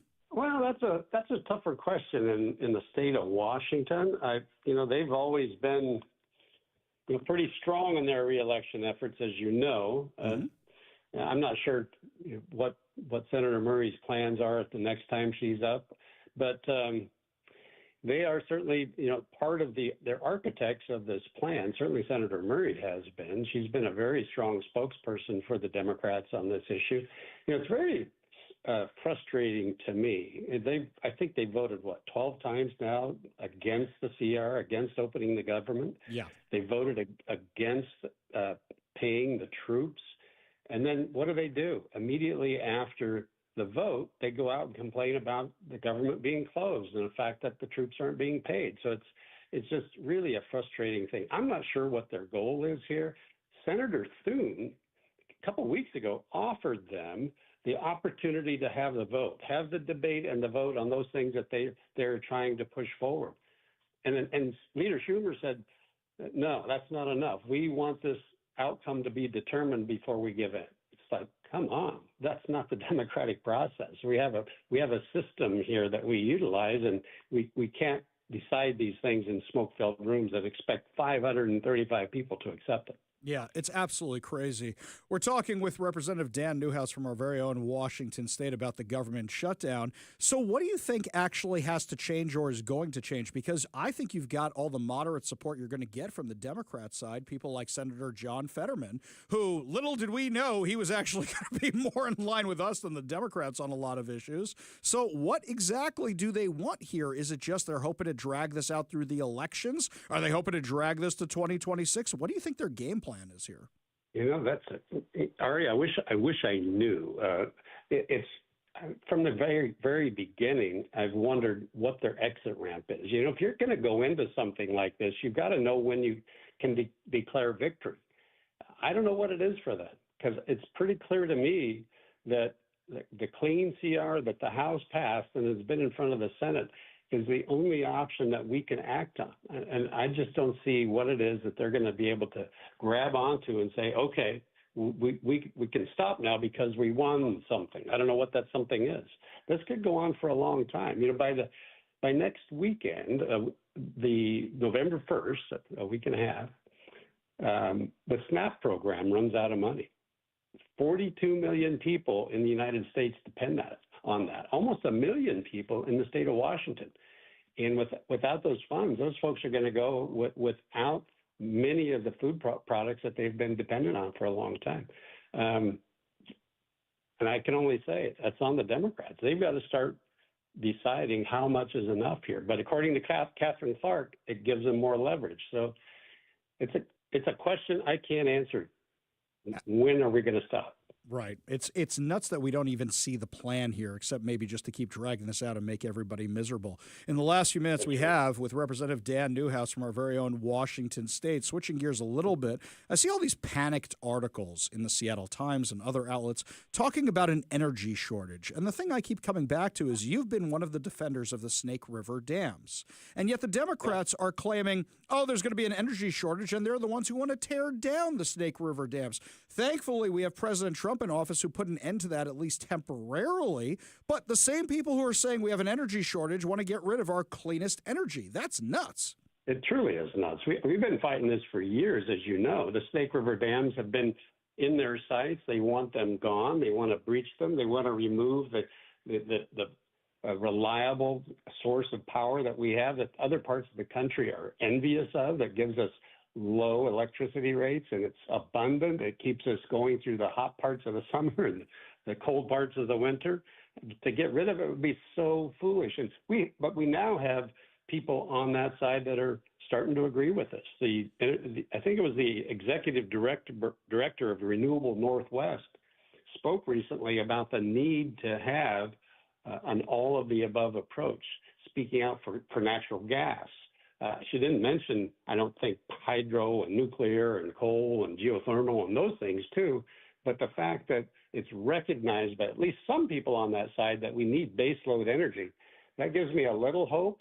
I'm sure, though, that their long-term plan is still to get rid of many of these sources of power that they see as wind and solar being the substitute for, which I just don't get that either. But to tear down dams, to reduce our supply of electricity production is so backwards.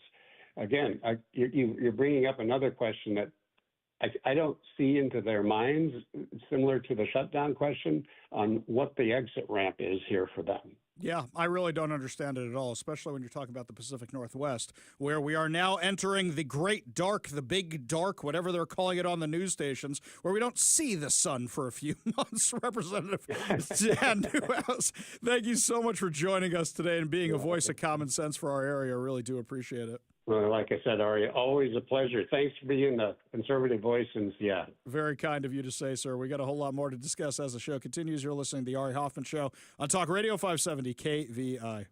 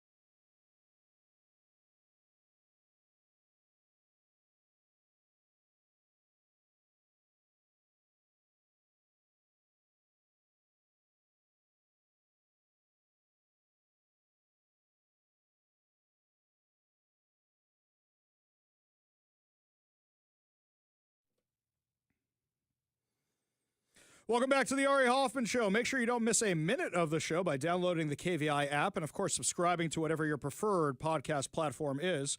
Remember, while you're there, to rate, subscribe, and share so that way you and your friends never miss a minute of the show. So our friend Matt Gilbert, who texts in the show all the time, calls from time to time, and, of course, is the master of memes and other entertaining stuff on social media. Yes, Matt, that's your new title, Master of Memes, because when we put up that overpass that had been knocked down or destroyed by that trucker in Washington, he put the speed bus jumping the gap, as I mentioned earlier. And then he sent me this article, and this cracked me up. This is from Vice.com. Ryan Bates owns over 500 copies of the movie Speed on VHS.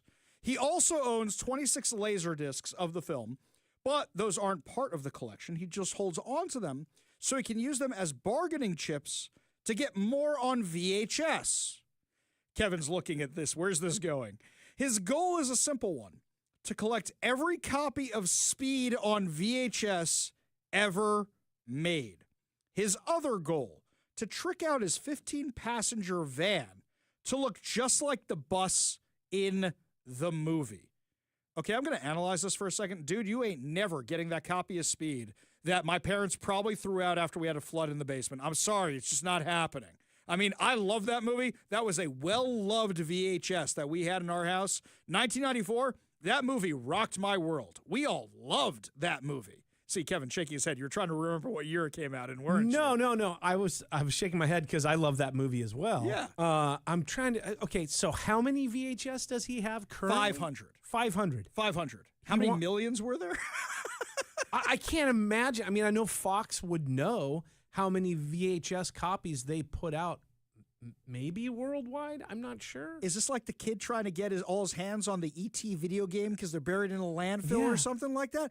I mean, are you just trying to get the surviving ones? That's what I'm wondering. But how would you know that? There's no way of. This is the most ridiculous goal ever. It doesn't make a lot of sense that this guy is trying to do that, but that he's got the laser discs to trade those for the VHS. Now, Kevin, you know more about this stuff than I do, because there's the laser discs that are in digital quality, but most of the laser discs, they just put the VHS quality on the laser disc. That was part of the flaw with the laser discs. Well, right? It was like the transfer probably of what you were using for the VHS was probably the same transfer on Laserdisc, but that's not always the case. It doesn't quite work that way. Okay. So, yeah, Laserdisc was definitely clearer than VHS, so even if they did use the same, source, it's still going to look better. Yeah, it'll still look better. It'll sound a little bit better, too. But they also had widescreen. Yeah, that problem. You didn't have so. widescreen TVs, so you're like, why are these black bars on my screens? Yeah. There's a whole bunch of challenges with the Laserdisc. I think I still have one Laserdisc player. I think I still have one. I can, if you want the next 8 minutes, if the audience wants to, I can, keep going on Laserdisc. Is that what you want? I mean, No, but I'm just trying to understand. The Laserdisc is going to be a higher quality of some kind, and he's trading those for the VHSs. I would also say that Laserdisc is probably a more attainable goal because there's a lot less of those to collect, right? Oh, yeah. How many of those did they put on Laserdisc? Yeah, not many. And, those are, you could walk into a half-price books right now and probably thumb through the Laserdiscs they have on sale and find Speed in there somewhere. Is this like Mel Gibson's character in, what was that, Conspiracy Theory, where he has to buy every copy of Catcher in the Rye that he sees everywhere because apparently it's an assassin thing? So here's my favorite part of this whole article that our friend Matt sent us. The interviewer asks, why don't you tell me what got you started collecting the Speeds? That's what they call it, the Speeds. I lived in Seattle and was super broke, and I had to come up with Christmas presents for my family. Usually I would just dumpster dive books or something and give it to them. But when I was at the pawn shop, they had 6 copies of Speed. And I thought it'd be really funny to get everybody in my family the same gift, even me. I wanted to watch them open them one at a time and go, oh, Speed, don't we have this already? And somebody else would go, oh, Speed, really funny, Ryan. And then by the time you went around, everybody would have just gotten the same gift from me. And then I could tell them I love them all equally. Just some BS, he uses the full word. Now, that's funny. Don't get me wrong. But if you're broke and you have all these family members, I have some questions about what's going on in the family at this time. And also why they would find this kind of ha-ha funny, not, hey, dude, do you need rent money? or something, because this is kind of sad. He must be some sort of a character that they knew that this was like sort of a, his style. Right, exactly. But then it gets funnier. Then when I bought all 6, it was like way too good. I realized it was really fascinating to have that many same copies of a thing. What really cemented it was when I went to another pawn shop and they had 30 copies. And I said, I'll take them on. Gee, I wonder why you're broke. I mean, I know they're cheap and all, but at the same time, you're spending your money on VHS copies of Speed. Here's something else. VHSs degrade over time. DVDs, we're finding out about DVD fade. We all thought we were safe with DVD. No siree, we are not. But now the VHSs degrade. What are you doing, man? You know what, though? I've always loved this. I'm approaching 50, and I was told, VHS and cassette tapes, like audio cassette tapes, they only have a lifespan of like 20 years or 30 years. Yeah. That stuff all still works whenever I try it out. I'm like, it's a pretty robust format, and it's like, I think they're just basically saying, hey, after this long, if you got problems, we kind of told you there could be problems, but they seem to last, man. I got several issues with this. Number one is that when I was younger and dumber, I decided to put all my VHSs on digital myself, but the thing had to watch them the whole time. So I would just put it in at night, come down in the morning, and then splice it off. It's like real-time recording is what you're saying? Exactly. And I did this every night with all my VHSs because I had tons of them. Until the hard drive I put them on crashed because I didn't have a backup. I didn't have anything. So all that time and effort wasted, absolutely wasted. But then the story gets even better. They asked him how many copies he has. And he says, I don't know, like 550 or something. All right, Kevin, let's do a little math. At this rate he's going at, a few years ago, he already has 550. I don't think you're getting the what? Let's say conservatively 10 million copies that are out there. Yeah, I mean, clearly he's joking. Right. And knows that this is an unattainable goal. And even if you could get that many, where would you store them? Yes. Where would you put them? Yeah. Millions of copies of these. I mean, who made Speed? Was it Paramount? Was it? I think it was Fox. Fox. I'm pretty sure it was I Fox. think you're right. It was Fox. Fox made it. Right. Die Hard on a Bus. It was Fox. So Fox makes this. They have warehouses. They have production facilities. Where are you going to keep all this? So they ask him, isn't it impossible to get all the copies of the VHS? And he says probably because of unknown human forces, the logistics of tracking them all down, and just the sheer expense. I don't want to spend money on this. If a copy's more than $4, I'll just steal it. So you're stealing copies of Speed on VHS. You might say he has a speed habit. Yes, that is what's going on here, but that's not going to make me stop, he says. That'd be like the same as somebody saying, it's impossible to make the world a good place, so I'm not going to try. Well, you're definitely not trying because you're stealing people's copies of Speed on VHS. Plus, you're actually making them more valuable. If you're worried about the cost going up, if you're taking them out of circulation, you're the reason the costs are going up. This is like one of those things like, you can't tell me or crush my dreams. It's like, no, I can. You can't have every copy of Speed on VHS. It is impossible now. Yes. It's like, enough. There comes a day in every man's life where he realizes he's never going to play baseball. There comes a day in every man's life where he realizes, I'm sorry, you're not going to get every VHS copy of Speed? Can't imagine why this guy's broke. Forget what he's spending money on for a second. The mentality here. The mentality. I mean, he's just trolling whoever wrote this piece, right? I mean, he's liking the fact that he's getting coverage off of this ridiculous, silly thing. Right? Yes. Come on. He's got this thing called the World Speed Project. It's got a Facebook page. This is a legit that means thing. It's legit. Oh, yeah, exactly. Exactly. It's like Homeless Inc. Yeah, look at all the stuff. I wonder if he can get government funding to get all the Speed movies. You know what? I bet you if he says he's homeless and all he wants is to build a house out of collections of VHS of Speed, they would give it to him. I bet you he could probably get that. He lives in Seattle. I want to know, you know what? I got this guy's name here. I wonder. I'm going to start doing a little Googling and see what we can find out about our friend here. If we find out he's part of Homeless Inc. or the Homeless Industrial Complex in some way, I'm just going to laugh and say this is the most perfect metaphor for Seattle. Yes, our Homeless Inc. works as well as a VHS copy of Speed right now. I'll tell you what, every time I'm in a place that's selling old VHS stuff and I see Speed now, I'm going to think of this dude every time. I will as well now, too. Exactly right. But then we get back to the van. He wants to turn into the bus. You know, you could probably buy the bus from a junkyard and not have to convert the thing at this point. There's people living in them right now somewhere. Exactly. Go get one somewhere in Seattle. I'm sure you can find that style of bus. Clearly, it's somewhere. not that difficult. Unbelievable. Oh, Seattle. Of course, Seattle. Thank you, Matt, for sending that story over to us and the entertaining meme. We really do appreciate it. When we come back, my friends, final hour free for all. Your calls, your texts, your stories. Plus, what's going on in the Middle East? And now is Zoran Mamdani involved? Is Marco Rubio involved? Holy cow, what is happening to our world right now? You're listening to the Ari Hoffman Show on Talk Radio 570 KVI.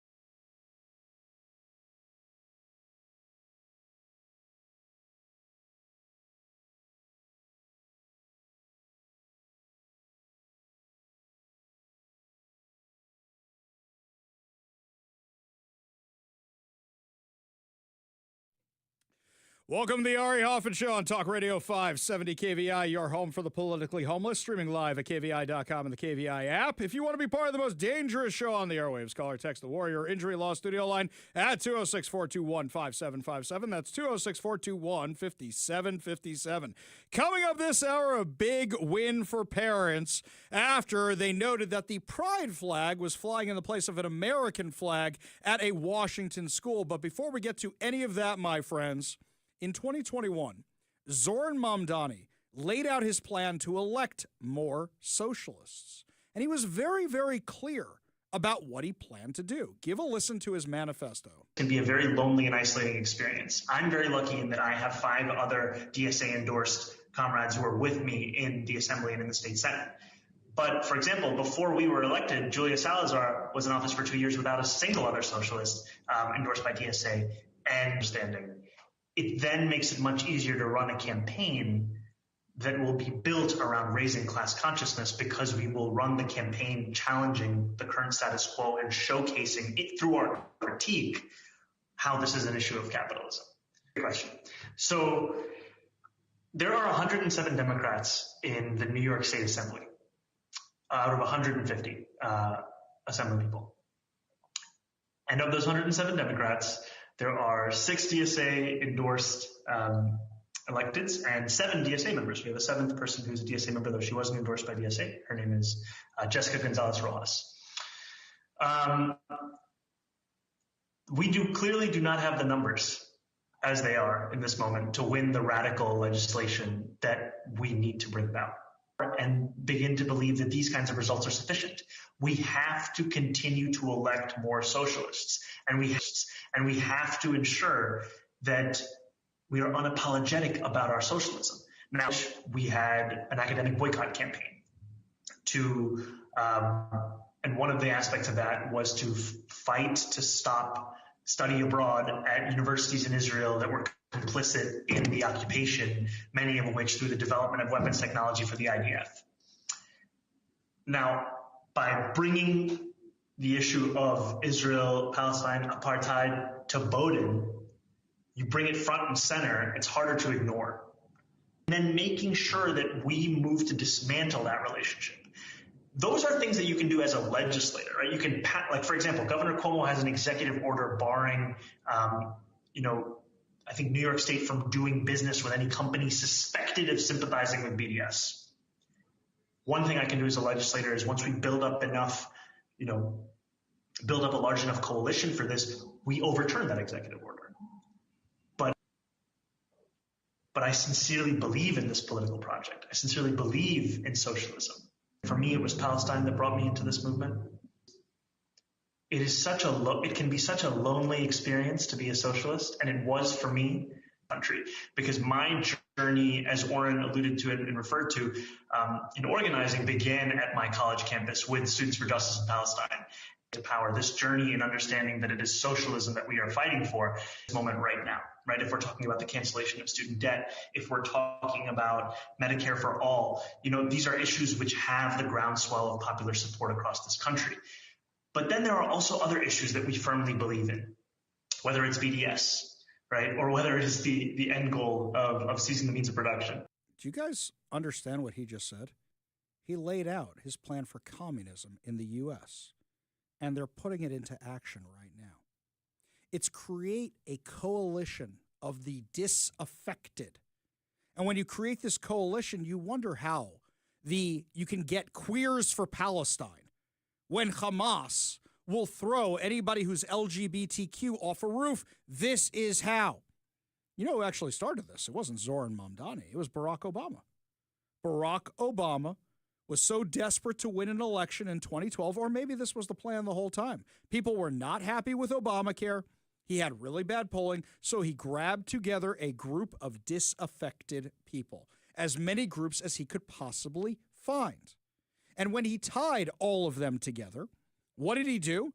He created these people where the dragging the left to more left, but this may have always been the plan. We know that Barack Obama and crew were all disciples of Saul Alinsky and all that. Is this a surprise to anybody? You notice what he said? Seizing the means of production, using the Palestine question using all these different things that we see the left marching for. This is why, whatever the cause is, they will take it on and try and make you part of that. And these sheeple go along with it. Zoran Mamdani's father is a professor at Columbia, a school which Zoran Mamdani did not get into. Let me tell you, you must be a really terrible student if your father's a professor at Columbia and the nepotism can't even help you out. You want to know where he learned this stuff from? Give a listen. America is the genesis of what we call settler colonialism. And the American model was exported all around the world. Abraham Lincoln generalized the solution of reservations. They herded American Indians into separate territories. For the Nazis, this was the inspiration. Hitler realized two things. One, that genocide was doable. It is possible to do genocide. That's what Hitler realized. Second thing Hitler realized is that you don't have to have a common citizenship. You can differentiate between people. The Nuremberg laws were patterned after American laws. Anyway, the U.S. put Indians in reservations. The U.S. invented the model. This is the nonsense they are spewing. That's Zoran Mamdani's father, blaming America for Adolf Hitler, blaming America for the Nuremberg laws, blaming America for the Nazi Party. Are you kidding me? The country that went to war, that lost countless lives trying to defend freedom from the Nazi Party, from Adolf Hitler. You're going to tell me they're responsible for the Nazis? This is the house that Zoran Mamdani grew up in. Don't just tell a lie, tell a big lie. Who's doing the Nazi propaganda now? That's what it sounds like to me, is what's being taught in the Zoran Mamdani household. So this big rally they had the other night, tens of thousands of people in New York, in Queens, at a stadium, rallying for socialism. You want to know how you get to a place like this? Because you get enough disaffected people who think they're the champions of the underdog, not realizing they've literally become the Nazi Party. I was a little worried when I saw this big rally in New York last night, because I remember the last time there was a big rally of socialists in New York. It was in 1939 at Madison Square Garden. It was the Nazi Party rally. Last night, here's what they were chanting at the stadium.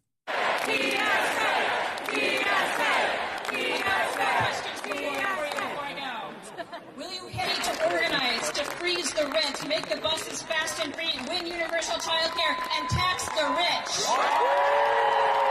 They're chanting for DSA, the Democratic Socialists of America, and they're chanting for all these free things they're not going to be able to get because nothing's free. So they're going to tax the rich to pay for all these things. Great. You're going to tax Zoran Mamdani's parents, who have the big mansion in Uganda with the private security. His Hollywood director mother, you're going to get the money out of her? Is that where you think the money's coming from? Because for some reason in Cuba and Russia and all these other places, what ends up happening, you have the higher-ups who have, and then everybody else who has not and has breadlines. That's what they're trying to do. That's exactly what they're trying to do here in America. They're trying to take us down from within. And there are people warning about this. The DSA, Democratic Socialists of America, it's funny. I've been writing for the Post-Millennial for 5-6 years now. One of the first articles I wrote for the Post-Millennial was an op-ed about the amount of anti-Semitism I got when I ran for office. One of the second articles I ran was about where it was coming from. It was coming from the Democratic Socialists of America. And then I followed the Democratic Socialists of America and realized all the offices they were trying to take over. And when they say, oh, there's no difference, they're not communists. No, they're Democratic Socialists. It's not socialism. Are you kidding me with that? Are you kidding me? What you're saying? They're not really in favor of socialism because they put the word democratic before it? Yeah, I'm sure our conservative commentator, Vanilla Ice, can break it down for us. It's not the same. Ours goes ding, ding, ding, diggy, ding, ding. Ding, ding, ding, diggy, ding, ding. Ding, ding, ding, ding. That's the way theirs goes. Ours goes ding, ding, ding, diggy, ding, ding. Ding, ding, ding, ding, diggy, ding, ding. That little bitty change. It's not the same. Yeah, not the same. Not the same at all. Democratic socialism and socialism, they're exactly the same. Somebody online was trying to claim the same stupidity today. They had a whole little chart with it. Give me a break. You know what? You're right. It's worse. Democratic socialism. There's going to be a story that we're going to be breaking tomorrow, which I just got a hold of today, about how Democratic socialists admit on video that their plan is to use the Democratic Party to infiltrate America and then push socialism on everybody. On everybody. Would you like to hear what Zoran Mamdani was pushing at this rally last night? Here is what we stand for, my friends. We are going to freeze the rent for more than 2 million rent-stabilized tenants and use every resource at our disposal to build housing for everyone who needs it. We are going to eliminate the fare on every single bus line and make what are currently the slowest buses in the nation move around this city with ease. And we are going to create universal child care at no cost to parents. So New Yorkers can raise their family in the city they love. Together, New York, we're going to freeze the... Together, New York, we're going to make buses fast and... Together, New York, we're going to deliver universal... We will make our city one where every person who calls it home can live a dignified life.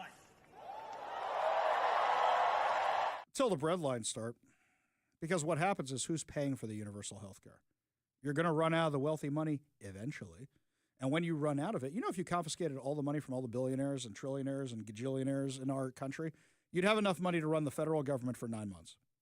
9 months. That's it. What's going to happen is a lot of people are going to pick up and leave New York. So I was at my niece's bat mitzvah this weekend in New York, and Mamdani was a big topic of conversation. Everybody was talking about it, and the question was, are you staying? How worried are you?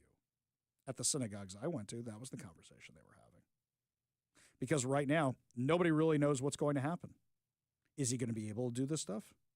There's something else that somebody told me, is that right now, because of the heightened anti-Semitism, Eric Adams actually put more cops on synagogues to try and keep down anti-Semitism and anti-Semitic attacks. What do you think the first thing Zoran Mamdani is going to do is pull those guards? Here's something else. Andrew Cuomo. We know that Andrew Cuomo, when he was governor, specifically targeted Jewish institutions. This is a guy who during COVID specifically said, we're going after the Jewish institutions, blaming COVID on them. He did that. That is what Andrew Cuomo did. So he's not really that much of a better option. But you think Mamdani can't do the exact same thing? Of course he can. People are talking about moving to Israel or moving to Florida or moving to the suburbs or getting out of New York. The problem is in New York, here people commute to Seattle if they live in the Seattle suburbs. New York, you commute from other places. Your job may be in New York. And the question is how many companies are going to stay there when he's coming after the rich and the wealthy? They will leave too. This guy could destroy the seat of capitalism, the symbol of capitalism for the entire U.S. And for what? A guy who's never had a job before? This is a guy who was a rapper, a failed rapper. That is his long experience for being mayor of New York, and he rapped about terrorists. He said, I'm in love with the Holy Land Five. The Holy Land Five are the 5 people who went to jail on federal charges of funneling money to Hamas. But he's in love with the Holy Land Five. Charlie Kirk said this not too long ago, and I think the message bears repeating right now. The question is macro Islam compatible with Western values? Macro. Of course it's not. There are 3 major reasons why. Islam does not believe in freedom of speech. Islam does not believe in freedom of religion. And Islam does not believe in separation of mosque and state. Those 3 things are antithetical to the West. In a Muslim majority country, You are not, most Muslim majority countries, you cannot criticize the Prophet Muhammad. In most Muslim majority countries, you do not have the same robust freedom of religion protections. And finally, whereas we in the West are very careful to try to intermix religion and state, they are commanded to actually go into the state and try to change the state to be more Islamic around the core pillars of Islam. And the last thing I'll finally say is, I cannot see a single Western country that has become more Islamic and has become a better place to live that is happier or freer. By what metric? Just happiness, quality of life? Everything, from quality of life, from cultural cohesion, from whether people want to live there, prior to the native-born fertility rates. Again, people watching this will say is your criticism of the religion itself or not Muslim people? Because there are British Muslims who have been born here. You don't have to caveat it all the time. I know you guys have to because you're British and all that. A culture ceases to exist when we don't have unified language. When you cannot talk to your neighbor. I'm not discounting that there are good individual Muslims. The question that we need to reckon with the West is Mohammedism compatible with the teachings of Blackstone? Is it compatible with the legacy of Wilberforce? All right. And the great thinkers that have come from this country? And I will say, no, there's a reason why when you go to these Islamic countries that you're not going to see the equal protection of rights, that you do not believe in universal human equality, that you do not believe the same things that we believe in the West, and I think it's suicidal to import millions of them. Yeah, and you know what, just on a passing point on that, it's most of the time, as far as I'm concerned, it's not even multicultural, because there was an example there was a school a few months ago during Easter which cancelled Easter celebrations out of respect for other faiths. So it's not as if the word multicultural and multi-diverse doesn't include Christianity. No, and again, this is the red-green axis, and Britain is at the forefront of this. You have the Marxists that have infiltrated your government and the Islamists that are coming to your country. And when they combine together, they both agree on one thing. They have huge disagreements on a lot. They hate the West, and they want to see it broken. Sound familiar? That sounds pretty familiar to me. That's exactly what you see going on in that stadium in New York right now. And it's not just the 50,000 people or so who are at that stadium. Zoran Mamdani right now has a 10-point lead over Andrew Cuomo. People I was talking to say, I've never voted before, but I'm voting against this guy. People said, I don't usually vote, but I'm voting against this guy. And Zoran Mamdani knows he has problems, especially in the Jewish community, which is a huge chunk. 2 million Jews live in New York, by the way. That's a huge chunk of the voting population. And for those of you who say, oh, they always vote Democrat, no, they don't. Especially because it's the largest Orthodox Jewish population in the U.S. So they're not going to vote for Mamdani. In fact, they're doing everything they can to not vote for Mamdani. I heard a rabbi give a speech, and he was worried about losing the 501c3, you could tell. But he was talking about how important it was to vote this weekend. He was talking about early voting already started. So many people are doing their best to stop Mamdani that even people who hate Cuomo, despise Cuomo, are saying, you know what, we got to back Cuomo. Even people who support Sliwa, who say, I hate Cuomo, they're saying, Sliwa doesn't have a chance. We got to vote for Cuomo. Otherwise, we get Mamdani. That's how afraid people are of Mamdani. And you know, we hear all these voices that caution us. You remember the son of Hamas, the guy whose father was one of the Hamas terrorists, who was going around talking about how evil Hamas was right after October 7th, and he's been out at the forefront of this ever since? Do you remember this debate he said not too long ago? To you, Hamas and Palestinians are the same. They're one and the same. After October 7, yes, there is no difference. Really? The vast majority of the Palestinian people support Hamas. Really? This is a fact. This is proven by statistics, and your silence now. You cannot even condemn Hamas and say that what they did on October 7 was an act of a savage group. He calls it exactly like it is. He's talking to a bunch of white people wearing hijabs so they could be cultural appropriation or so that they could check a box or whatever the case may be. They don't even know what they're representing. They don't even know what they're representing. It's absolutely crazy to me. This is the kind of stuff that is being pushed. This is what is going on. And you wonder why people are running away from the Democrat Party, but you know what's scary? Our youth are running towards these democratic socialists because they want the freebies. They want the freebies, and they think they're actually free, which they are not. But that's what they're running towards. That's what they're seeking out. It's beyond horrifying. Here's something else. I saw this. Over 650 rabbis have denounced Zoran Mamdani for dangerous anti-Zionist rhetoric, encouraging hostility towards Jews. Now, what's fascinating about these 650 rabbis is that they're not all Orthodox. The way it usually goes is the Orthodox, which are the more observant ones, vote 105% Republican. right? And then the less observant you get, the less they vote for traditional conservative values. So what's interesting about these 650 rabbis, they're from all spectrums of Judaism because they're recognizing how dangerous this guy is. Zoran Mamdani released an ad today, which is 4 females and 1 trans rabbi all talking to each other about how they support Zoran Mamdani.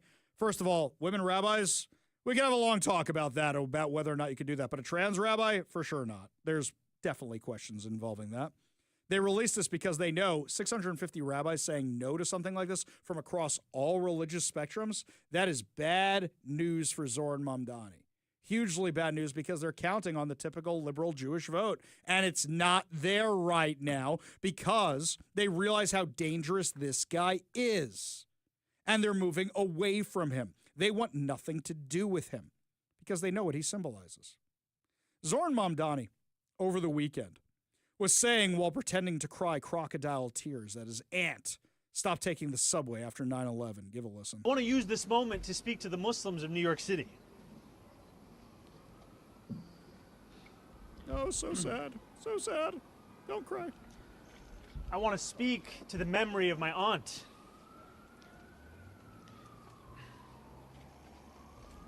So sad. Who stopped taking the subway after September 11th because she did not feel safe in her hijab. Okay, number 1, she didn't wear a hijab. Number 2, she lived in Tanzania. Number 3, she never lived in New York. He lies. That's what he does. He lies. And all of this socialism, all of this democratic socialism, it's a lie, and people are actually falling for it. If you are listening to our show out in New York, you got to vote. And if you think your vote doesn't make a difference, this time it absolutely, absolutely does. You have to vote. Otherwise, you're going to be stuck with a guy like Mamdani. Lots more to discuss as the show continues, my friends. When we come back, big win for KVI Nation. You guys helped solve a problem at a local school. We'll tell you what was going on when we come back. But first, Todd Herman's Daily Thoughtcast, right now on the Ari Hoffman Show.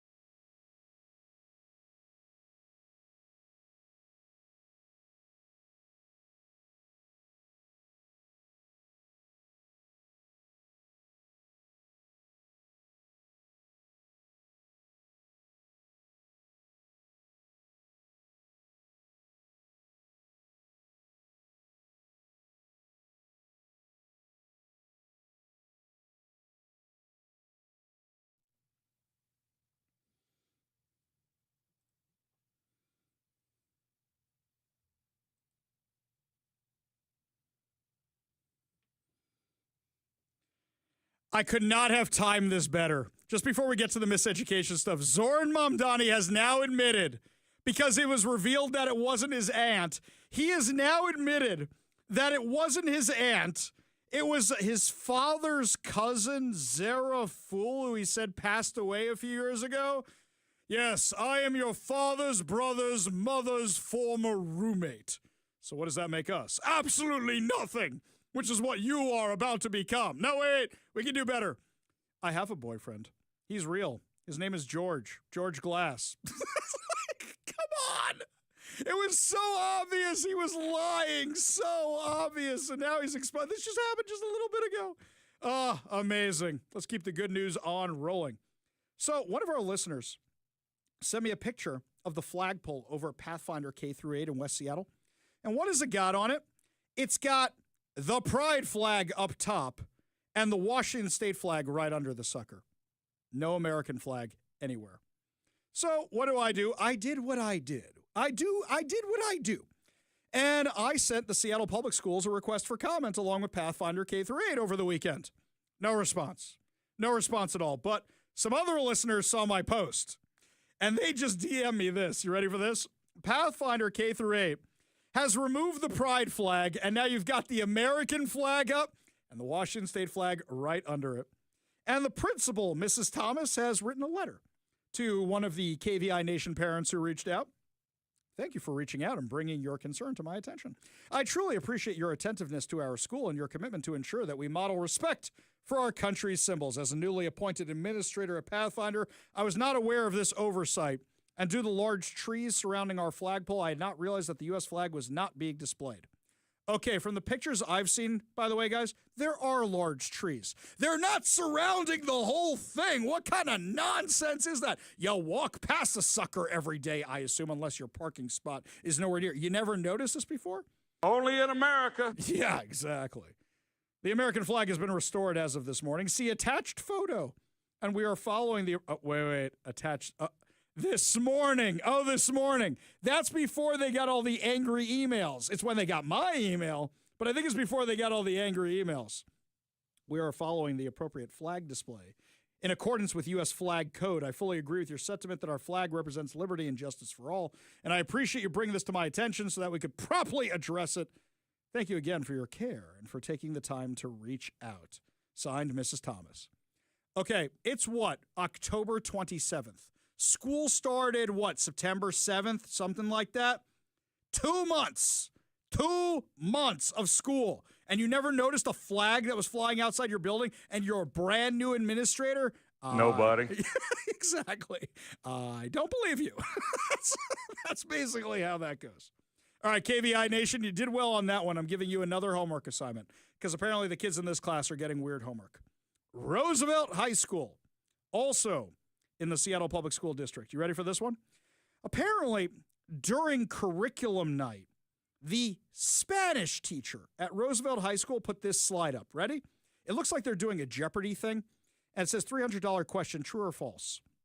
One of the goals of this class is to work towards becoming anti-oppressive learners and leaders. To this end, we frequently rely on the ethnic study themes, identity, power, and oppression, resistance and liberation action to explore social justice, colonialism, racial equity, gender equity, LGBTQIA and equity, current events, history, and other topics relevant to Spanish-speaking communities. First of all, that's not in Spanish. We'll start right there. That's no habla, no español. Okay, I took French and I suck at Spanish. Let's be clear about that. I know nothing. I know whatever I overheard my kids learning from Dora the Explorer and Diego. Hola, my name's Dora. I'm the map. Not a lot of Spanish in that show. Anyway, this is what is being taught in the Spanish class at Roosevelt High School in Seattle. Guys, if we can get the pride flag taken down, the American flag restored to where it should be, I think we could deal with DEI over at Roosevelt High School too. So you know what I suggest? Contact the school, just like the parents and community members of Pathfinder K-8 did. Contact them politely, respectfully, email them, and say, hey, why are you teaching this kind of stuff? And then when you post it on social media, what you should also do is tag the Trump administration so they know what's a-coming if they don't get rid of the DEI stuff. Lots more to discuss as the show continues, my friends. When we come back, A on the scene, on the ground report from somebody who's been down witnessing the chaos at the Portland Ice Facility. We'll have that report for you, plus so much more when we come back. You're listening to the Ari Hoffman Show on Talk Radio 570 KVI.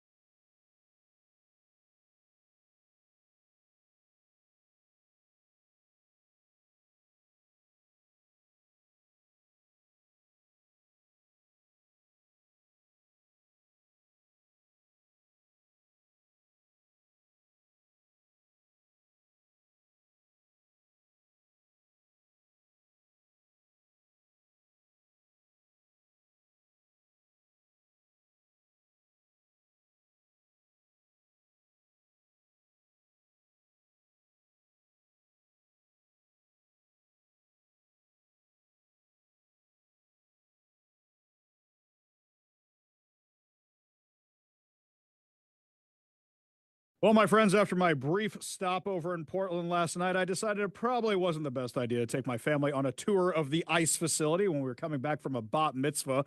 But lucky for me, we have some other people who are covering it on a regular basis. Joining me now on the Warrior Injury Law studio line is Carlin Barsenko, who has been covering this pretty much since the beginning. Thanks so much for being with us today. Hey, thanks so much for having me. What got you into covering this Antifa stuff? I mean, you exposed all these book clubs and book fairs they have. What makes you wake up in the morning and say, I want to expose Antifa? You know, it was actually a complete accident that started about 4 years ago because so I was actually in the HR space during the rise of DEI. I was speaking at some of the biggest HR conferences in the world, and I saw like all this DEI craziness happened. And then, you know, several years later, I get thrown into kind of the conservative ecosystem. And I had this YouTube channel, and we were just watching DEI trainings all the time and making fun of them. And what I was trying to do was reverse engineer these trainings and say, what is actually going on in these trainings? What are the ideas that they're teaching? Well, in watching so many DEI trainings, there was one word that kept coming up over and over again that really confused me, and that word was capitalism. And I was like, why are they talking about capitalism in all of these DEI trainings? So I just kept kind of working my way back, and I ended up accidentally covering the far left because the far left in America, the revolutionary socialists and communists, are the origin point for all of the crazy ideas that are taught in those kind of corporate level DEI trainings. And once I found out the origin point, I was absolutely hooked. I couldn't stop watching socialism. And so I've been going undercover and infiltrating their events ever since. Do you think it's the kind of thing where you got pushed more to the right, or were you already there before you started doing this deep dive on this stuff? I mean, so I kind of like made a little like name for myself in 2020 as the knitting Democrat who left the left, if people have any reference point for that. So I was on the left for about 20 years, and I wouldn't say that it was the DEI stuff that pushed me more right. It was more just like the absolute cancel mob insanity, trying to censor what people say and censor thoughts you're allowed to have and things like that. But I'm definitely extremely far right now.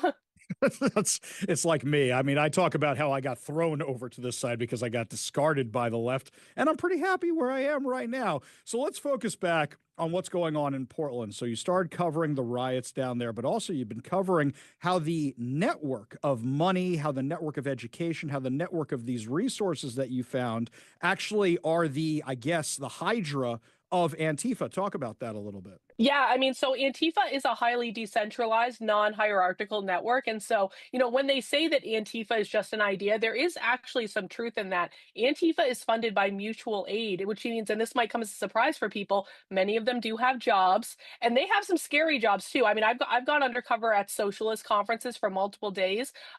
Many of these people are teachers. I remember one time specifically, I was at the Socialism 2023 conference, and I was all in a disguise, and I looked non-binary and had a chest binder on and all that stuff. And I was surrounded in a room with about 400 teachers at a hardcore radical left conference. So they are your kids' teachers. They're lawyers. I mean, people ask, where are they getting the money for legal fees? It is true that the National Lawyers Guild is an NGO that I think is worthy of looking at in consideration for the Trump administration. But people also have to understand that there are people in Antifa who are lawyers who offer their services pro bono to other Antifa members who get arrested. That's actually particularly true in Portland. There's a woman in Portland that posts far left crazy stuff on TikTok all the time. She's a lawyer. Many Antifa people are things like Starbucks baristas or Amazon workers. They're union members. They control the unions right now. And so how they fund what they're doing is through mutual aid, which is they go to their jobs just like anyone else. They get a salary. They give some of their money to the cause or whatever, or they buy supplies. And that's what you saw in Portland. There was a whole mutual aid tent. It just got torn down the other day, but there was a whole mutual aid tent with everything from costumes to food to Plan B pill to drug needles. Actually, when they were tearing down the tent, I got in there and I looked at it, and I actually had pictures. They had a giant box of needles and like drug supplies in that tent. And so they're funding it by themselves for the most part. And I think that's one of the most scary things that we have yet to deal with. So this seems like a different angle than I usually see, because when I was covering the autonomous zone in 2020, they were collecting donations and they had donation links on their websites and such. Do you think they've gone decentralized because they realized how easy it was to trace them if they went the other route? Or do you think these two operate side by side because it's so decentralized? Well, they do still collect donations. I mean, if you want to give them money, they're not going to turn it down. But what I will say is just because they're collecting donations doesn't mean they have a centralized model. There's no real leader in Antifa. There's just people that kind of step up and they take on those leadership roles. But it's not like, you know, anyone's looking to one specific person to say, here are your marching orders, go forth and conquer. So it is probably a combination of the two. We're talking with Karlin Barshchenko, who's been covering all this insanity with Antifa down in Portland, plus also all their educational material and legal activity that they've been up to. And as I look at the Antifa stuff that's going on down in Portland, now granted, I'm not there all the time like you guys are, But it seems to me almost like this is the B team or the C team. Where are all those guys we saw in 2020 who were the ones who were just kicking the crap out of anybody they saw on a regular basis? Or are they the ones in the inflatable costumes right now just pretending to be something they're not? I mean, I think it's a con. I'm not entirely convinced that they've gone away. I think they're being very strategic about what they do, and I think one of the things that people don't realize about Antifa is they are actually very strategic about their resources. They're very strategic about where they spend their time, and I think that it might not be worth for their kind of like star actors to come out right now, either because of the increased spotlight from the Trump administration or all the media that's down there. I mean, listen, like Portland outside of the ICE facility right now is kind of like a content creator circus, if I'm being honest about it. There are a lot of streamers down there. Everyone's running around with their camera. Everyone's trying to promote content. I'm not sure how much value Antifa is going to get by sending their people down there to beat them up right now, just because that video is going to go viral on the internet, and that's not going to make them look good. Yeah, I completely agree with you because it was what it was for the 3 or 4 months leading up to now. And now it just seems like everybody's down there for the clicks. And actually, to me, it kind of seems like it's detracting from the work of so many of you who've been doing this for so long. You, Katie Daviscourt, and others who've been covering this for a very, very long time. It seems like now everybody's just down there for the clicks. In fact, it seems like some people are coming from all over the place, even from the MAGA side of things, who are now picking fights with you. I saw that nonsense over the weekend. Tell us about it. Yeah, so what happened is so as a general rule, like I actually do just like wear black clothes as like my kind of standard outfit, is like I think many people do. And so I was just down at the Portland like encampment in my own clothes, and I was filming something in the Antifa encampment, and I turned around to walk back up the sidewalk to where kind of like the MAGA area was. I passed this one guy on the sidewalk, and the thing about the encampment is a lot of people are treating it like a party. There's a lot of drinking, there's a lot of pot smoking, and there was absolutely drinking that night in the MAGA tent. And people might not like me saying that, but it's the truth. And I passed this one guy who I think had one too many drinks, and he thought I was Antifa. He started screaming at me, and then I turned around, and I'm not one to take that lying down, so I started screaming back at him. I stuck my middle finger in his face, and then he hit me, and I was like, oh great, MAGA's hitting women now. And then all of his friends who were also drinking came, and they formed a circle around me, and another one started hitting me as well, and other people started threatening me. So I just started screaming and yelling at them, and I have no regrets about that, because if I'm going to be surrounded by a bunch of drunk men, and I don't care if they're on the right or the left, I'm going to scream and defend myself if they're trying to actually physically assault me. And so my plea to like people on the right would be, don't make assumptions about if people are an Antifa because you happen to see someone wearing black or they have a haircut you don't like or any of these things. I think if MAGA is indiscriminately beating up people on their own side, that's not actually going to bode well for us, and it makes it much harder for us to tackle the overall problem. I completely agree. I mean, I remember when I used to go undercover in the autonomous zone, you would have think I was one of these mask-wearing lunatics during COVID because you dress that way to blend in. Cam Higbee, Katie Daviscourt, you, everybody I know who's down there is going undercover. And just the fact that people are going down there to make trouble, this is just another reason why it's crazy that the Portland police aren't doing their jobs, that the Oregon National Guard isn't doing their jobs. And it's crazy to me that the feds have to come in to do their jobs because of this insanity. As you said, it's become an influencer carnival down there. Karlyn Bashenko, thank you so much for joining us today. Thank you so much for covering this, and thank you so much for covering this from an angle that seems so many people aren't looking at right now. Really appreciate you joining us today. Hey, thank you for having me on. Always a pleasure. We got a whole lot more to discuss, including good news headlines, putting a smile on your face, heading into your evening commute. You're listening to the Ari Hoffman Show on Talk Radio 570 KVI.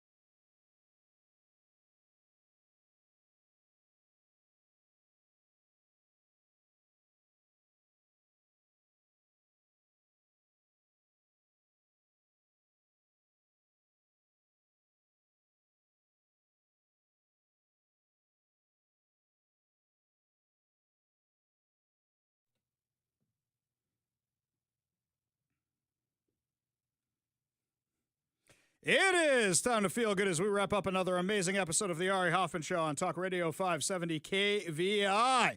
And before we get to our good news headlines, just a programming note for everybody. No more Jewish holidays. No more family occasions. I'm not going anywhere for a long, long time, my friends. So let that put a smile on your face. Also, these reactions to Zoran Mamdani's excuse. Hang on, I want to read this right because we had it before because I'm laughing reading these out loud.